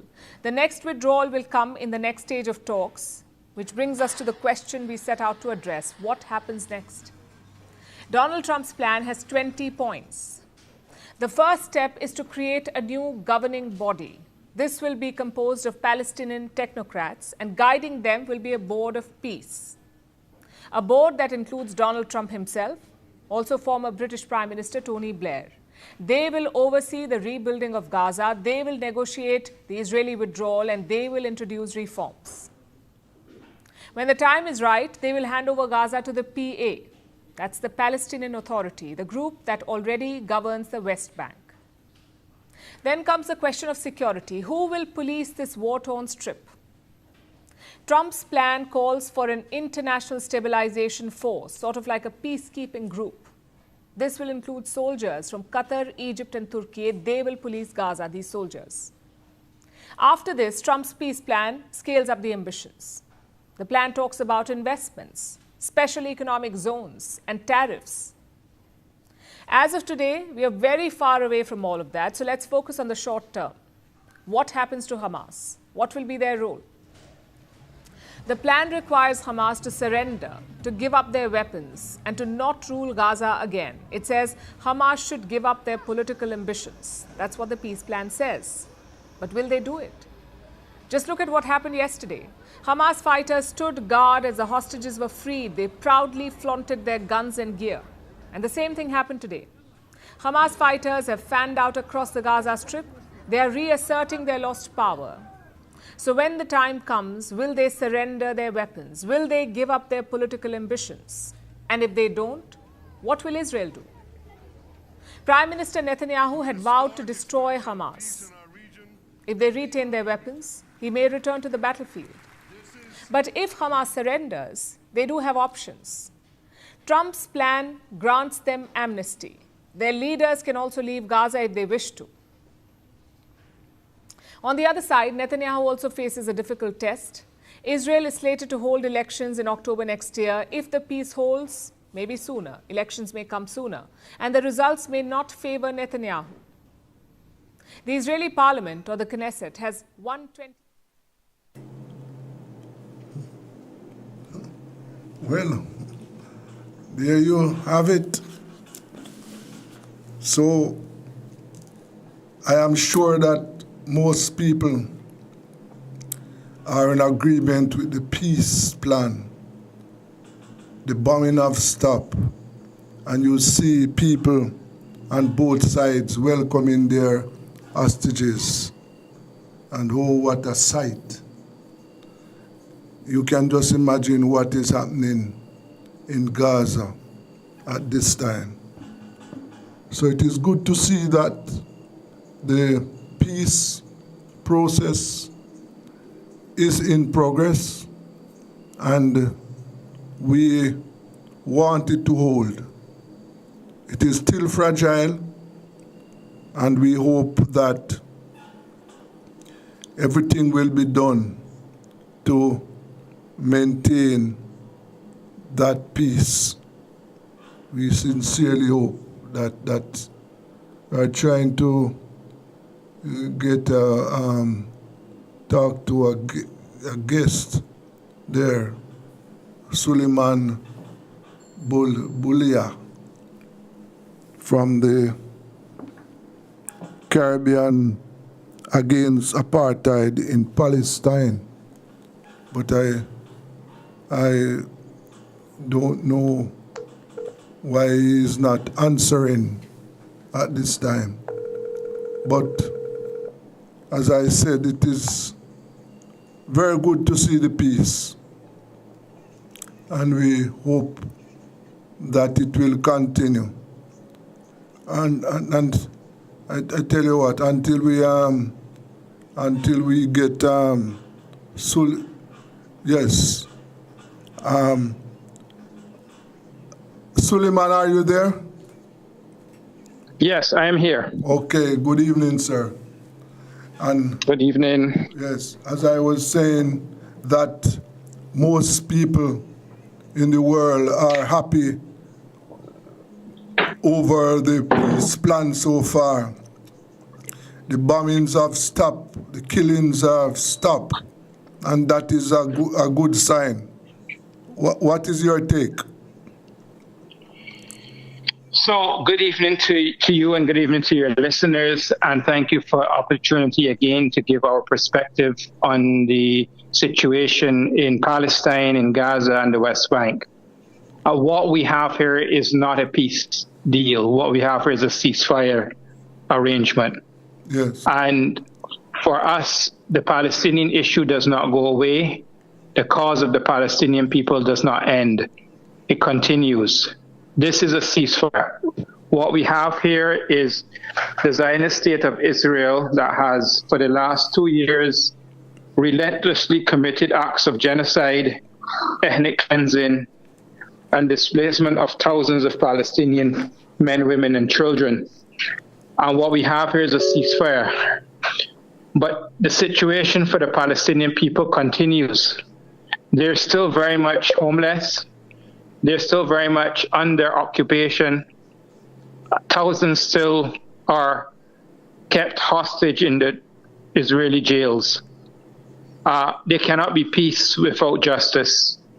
So for me, or for us, we don't recognize this as peace. We recognize this as a ceasefire, which I am sure we welcome, but we want to see now further steps towards the true liberation of the Palestinian people.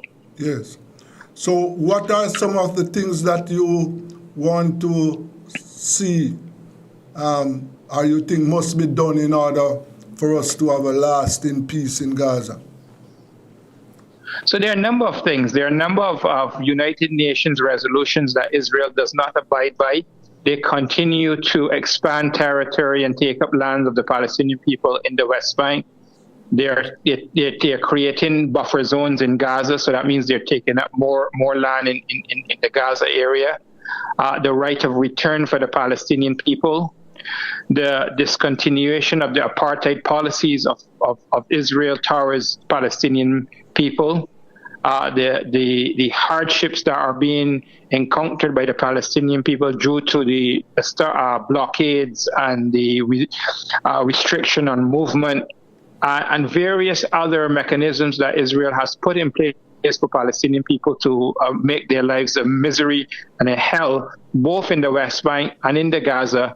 These must be removed, and we need to see a movement towards the rights of the Palestinian people being lifted up. Israel must be held accountable for what they have done for the last 77 years. And the last 2 years, was a genocide. That is given. That has been proven by so many different agencies that they have committed a genocide in the Gaza. They must be held accountable for this. Okay. But as we stand now, as it is now, it is good to see that there is some peace in the area. It is good to see that the killings have stopped. It is good to see that the aid trucks are going in so that people can have access to food, water, and some medical treatment. Yes, the reports say that they are, and the reports also say that what is happening is but a pin drop of what is required. You've had thousands of Palestinian men and women and children displaced, hospitals destroyed, educational facilities, schools, and so on destroyed. It will require building. The World Bank has estimated $53 billion over the next 14 years to rebuild Gaza. And they are also saying that this rebuilding is done under the eyes of Western governments and so on. This is colonialism at its highest peak again. Here you see it. You know, so we need really to have the Palestinian people given back their dignity. And yes, there's aid trucks coming in. There's not enough, they say. Palestinian people are returning to their cities and their towns and their homes that are flattened and destroyed. You know, it's horrendous. It is horrendous. And so we are glad that there's a ceasefire. We are happy to know that they have stopped, but the killings haven't stopped. Within the last few days, even with a ceasefire, Israel continues to kill at random Palestinian men, women, and children, also arrests without charge. The atrocities still continue. So we want everlasting peace. And I think that the offer of some countries, namely those in the Middle East and Far East, to send peacekeepers on the ground, that should be looked at, and not just us relying on Western governments to say we will provide the rebuilding and so on. It needs an overall comprehensive plan by countries that have the interests of the Palestinian people at heart. Yes, I saw a report with the President Trump talking to rich states to raise that rebuilding fund, that $53 billion. But so far, there are some suggestions that Israel should contribute to the fund to rebuild Gaza. What do you think about that? Absolutely. I mean, the rebuilding of Gaza must be by all those who destroyed Gaza. And those who destroyed Gaza was those who armed and funded the Zionist state to commit the atrocities that they did. Trump did not mince his words or hide his words when he spoke in the Knesset a few days ago. He spoke about supplying arms to Netanyahu at his call. He is indicting himself on war crimes by saying this. We know it's true, but he's actually boldly saying it to the world. I supplied weapons and war and to continue this war to Netanyahu upon his request, and we provided the best weapons possible. How is it not that he's not indicted for war crimes if what Israel did in Gaza was genocide? Yeah. All of these countries share within, the issue with the destruction of the Palestinian land in Gaza. Yes. And yes, they must be made to rebuild Gaza. But I am saying that if they are part of this rebuilding, you know what will happen. You know where the funds will go ultimately. You know what will happen here. You destroy a place and then you want to come in and rebuild it. That means you are benefiting from the rebuilding as well. So you benefited from the destruction, you're benefiting from the rebuilding. Yes. This should not be that. It should not be happening in our 21st century. Yes, sir. Yes. And as you pointed out, that this destruction is something that is going to really take a lot of time, but that should be something that it should be part of the peace plan, the rebuilding process, because yes, the schools have been destroyed. I know that most, if not all, of the children in Gaza are out of school at the moment. Schools have been destroyed. Hospitals have been destroyed. And so therefore, it is going to require the rebuilding of the infrastructure so that people can live a life. They must have facilities to live. Correct. Correct. And therefore, in this peace, in order to have lasting peace, we sincerely hope that plans are put in place to rebuild the infrastructure so that people can return to their normal lives. Yeah, and I don't know what's normal. Nothing's going to be normal again for the Gazan people, for the Palestinian people. Yeah. And comprehensive peace can only come when Israel is held accountable for the crimes against humanity that they have committed, not only in the last 2 years, especially in the last 2 years, but for the last 70 plus years. And so we cannot have comprehensive peace in Palestine unless we have justice. And we are very skeptical about what will happen going forward. We have already heard from the likes of the persons in power in America that this is a nice Riviera and all of that about the Gaza Strip. We don't know what's going to happen going forward, but the Palestinian people have borne tremendous weight of this whole ethnic cleansing and genocide. And to go forward, it must be a comprehensive peace plan that brings them back into their lands, and they abiding by international law and rules and respect for United Nations resolutions, and stop the settlements, stop the expansion. We know that's what they want to do. They want to expand their lands, and they will use any means necessary to do so, and we have seen that within the last 2 years especially. Yes, sir. So, yes, we look forward to the serious action, as you say, in order to make life easier for the people.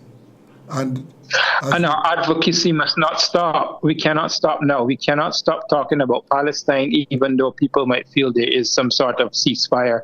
We have to keep pressing on. We have to keep talking about the issue. We have to keep advocating for the Palestinian people. Yes, of course. I am in total agreement with that. We must, because this situation is these atrocities, and as you pointed out, someone must be held accountable. Absolutely. We must also ensure that that is done.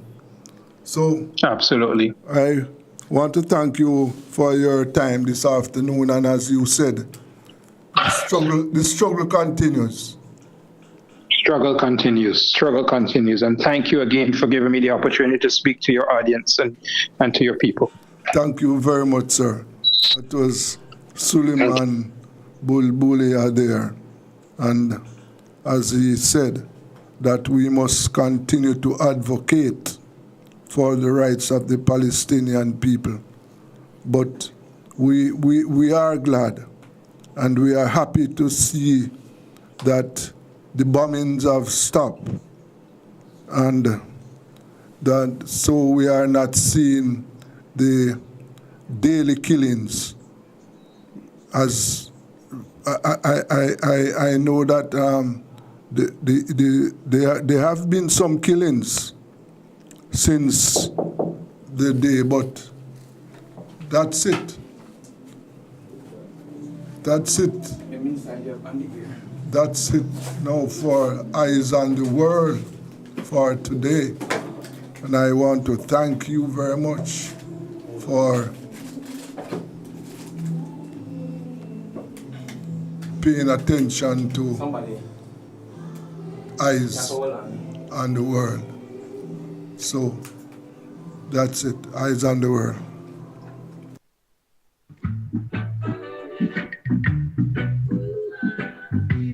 Fighting.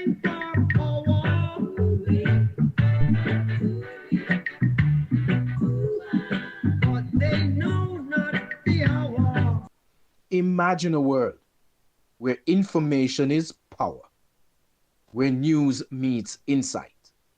This is Eyes on the World, your personal lens. We are watching with you. Stay informed, stay curious, get the world's stories reported to you. Eyes on the World, your perspective.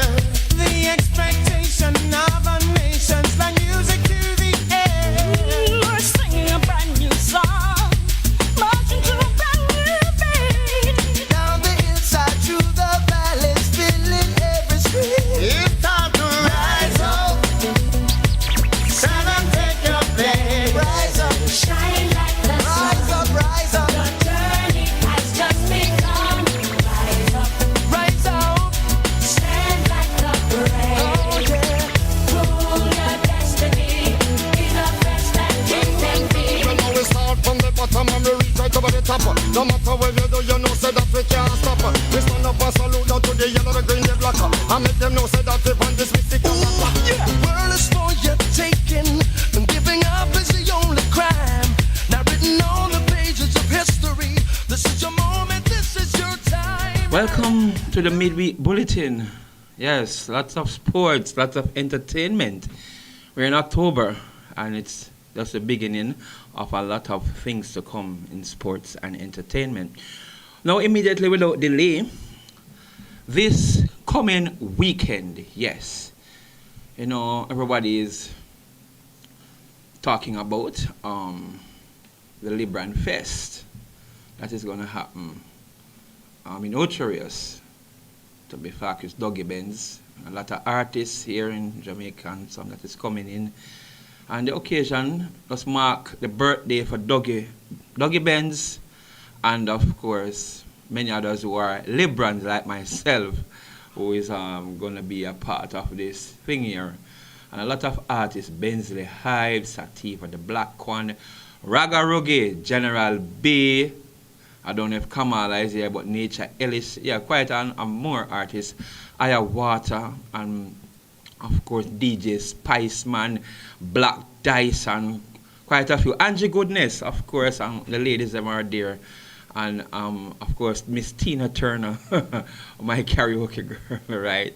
So much, and it's going to be a celebration there for Dougie Benz and those who are Librans. It's called Libra Fest. And we're going to have a word, of course, to the man himself. Tell us more about the event and what are the other things that they do at that club in James Avenue, Ocherius, that's where it's going to be. Yes, Saturday, October 18, 2025. It's going to be a event.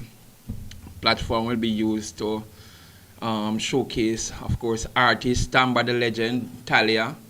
Those are the hosts, including myself. And yeah, we're going to make it a memorable occasion. We'll be live streaming on various platforms, I can tell you. And can make use of the occasion to let people see and know talent and the music that is out there, the words that is spreading through the music. But without further delay, let me try and see if we can get to the man himself, Dougie Benz.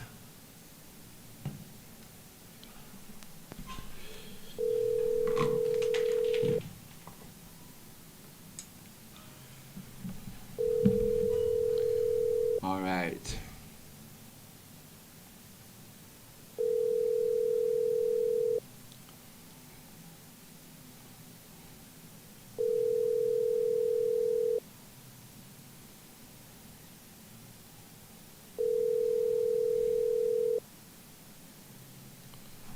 Meeting.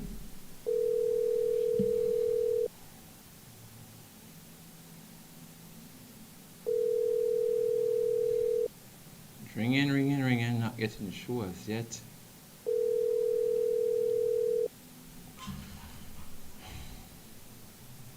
Okay, I'm gonna have to get back to Dougie Benz right there.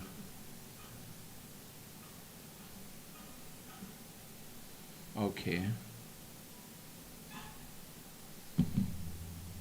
I'm saying, I just want to say happy birthday to one of my real G, you know what I'm saying, because I really recognize G, like, I don't know, it's a Libra month, you know what I'm saying, Dougie Benz, you know what I'm saying, Mama Benz and everybody. So we all come together and celebrate the General B as a Libra youth.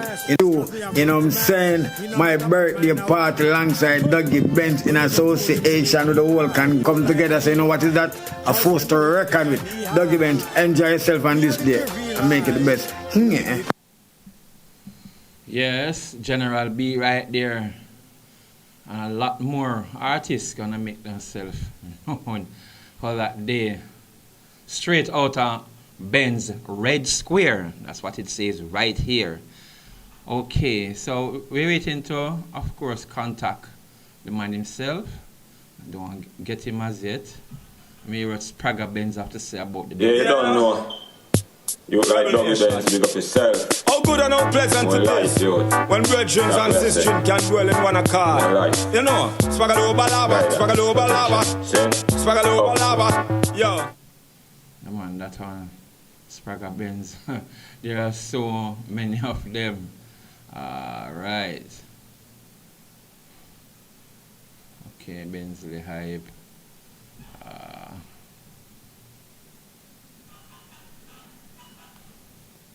Yeah, you don't know. You like Dougie Benz, big up yourself. How good and how pleasant it is when brethren and sisters can dwell in one accord. You know, Swagalo Balaba, Swagalo Balaba, Swagalo Balaba, yo. Let's go. Okay, as we're going to try one more time to see if we can get Dougie Benz before we get out of here. I just want to make special note, of course, the Reggae Boys gone right back on top of the summit on 9 points after getting, of course, the winless Bermuda by 4-0. And, you know, they played very well in possession and, of course, doing it clinically. They have gotten more chances. It could have been the scoreline, but could have been more, but they missed several chances. And, you know, it goes to show that when you make changes, because this is the first time the man is starting one of our ballers, everybody asks why him can't start. And of course, the big difference coming on as a substitute, Whisper Richards, right? Kaheem Dixon, who opened the start, yes, didn't make an impact even though he didn't score. But, and of course, Ronaldo Cephas did make his presence felt by in assisting those 2 goals, with Shamar Nicholson getting there, Bobby Reed, and of course, Dojan Whisper Richards, those 3. And of course, them give us our own goal, which was the first goal. So, Jamaica doing well there, and is on 9 points. And we can say thanks to Trinidad and Tobago, who held the unbeaten Curacao to a 1-1 draw. Curacao is 1 point behind Jamaica going into the final round, which we are going to Trinidad. Trinidad on 5 points. The maximum Trinidad can get to is 11, right? And we are going to Port of Spain to play that match. It's going to be a very tough, because Trinidad is not going to give us anything. And then now you're going to have Bermuda hosting Curacao. And I don't expect Bermuda to put up any resistance there. I think Curacao is going to win that, and that is going to put them on, 11 points. And then 4 days next to that, they are going to come to Kingston, Jamaica in November. And that's, it doesn't matter the result we get in against Trinidad, we have to beat this Curacao team to secure World Cup berth. But I think we're going to take care of things down at Trinidad, and we're going to maintain our lead at the top. But the crucial game is when this Curacao team, who had beaten Jamaica by 2-0, come. Trust me, it's going to be. But congratulations to the boys, the Reggae girls. Yes, they're going to open their campaign in the group stages for the Women's World Cup, and it's going to get underway. early next year, and looking forward to see the girls are making a 3 straight right there. All right, the Manning Cup, the penultimate matches are played, and you can look forward to the other round. We're going to have the top seed, and the runners-up is going to seek a place in the semi-final, and of course the Champions Cup is coming, so it's getting closer in the schoolboy football season. All right, let me try one more time. His time is running out. Let me see if we can still get Dougie Benz.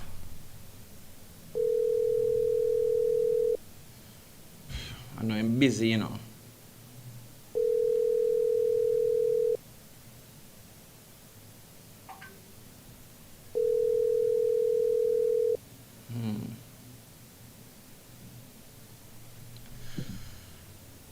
Greetings, Dougie Benz. Welcome to the world of sports and entertainment. May I try to call you some minutes before, because I have a few minutes right here now, and I was trying to call you that you can get enough time. Yeah. Yes. Yeah, and I realize. I see the missed call when I come back next second. All right. Yes. Well, just get into it now, and let us look. What can we expect this Saturday at the LeBron Fest? Okay. Yeah, I have about 4 minutes. Well, you can expect the unexpected, you know, and plus the special guest artists, and you know, a whole heap of media houses will be there from IRFM, Zip FM, Sun City.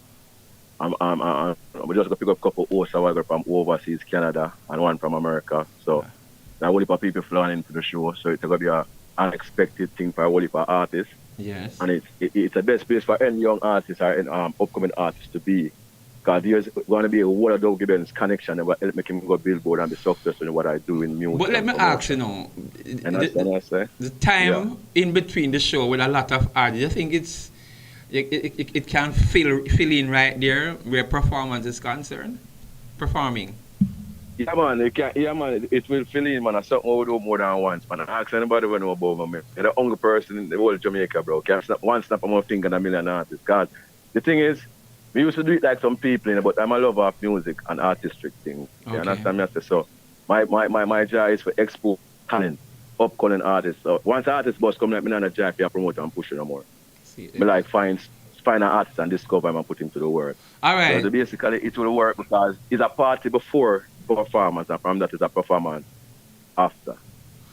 Okay, I'm getting a wrapping up signal. I'm going to continue with this on Friday. This Friday, you know. Right, that you can give us more and thing. I was just playing the ads from it, and we're gonna make sure you get that. But we're gonna continue right here again on Friday at an earlier time. Now I'm gonna put it weird so we don't finish target. So we just want everyone to know that this event is something where a lot of artists endorse, and we're looking out for it this weekend. Yeah, man. It's Dougie Benz's birthday. It's my birthday, and Dougie Benz have something for you. I'm not going to tell you why, but I'm going to surprise and get you something. And when you see it, you're going to surprise. All right, yeah, so... I know the thing, brother. Our birthday celebration, so I will do it the best way we can. And that's time at first, we really do it that way. And I'm just keep LeBron first. So the first, I put my birthday within the celebration. All right, we will continue this on Friday. Thanks for making it Rebel Radio. And, yeah, we're going to just wrap up now. And, yeah, man, going to look out. Well, at this time, it comes to the end of the program right here on Rebel Radio. And yes, you can join us back on Friday, of course, with host Mr. Desmond Richards at the current program. And I will be back here at the usual time for World of Sports and Entertainment. This is DJ Kings of JJ, over and out.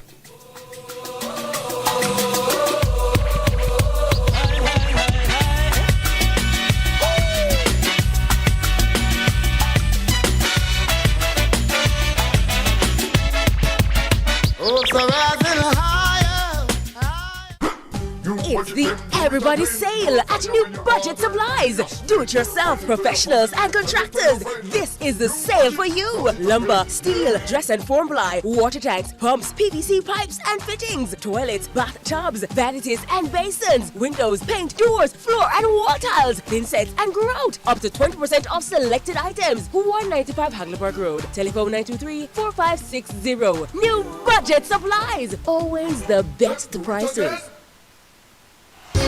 Tools, Hardware and Supplies is turning up the heat this summer with their super saving summer sale. Prices are slashed on everything you need to fix up your home. Beautiful tiles, sleek doors, top quality windows, modern sanitary ware, exclusive flooring and more. At Tools, Hardware and Supplies, we have you covered for the summer. So come visit us at 279 Spanish Town Road, 4 South Camp Road, 8 Red Hills Road, or online at toolsja.com. Tools! The Lion King of Hard Heels.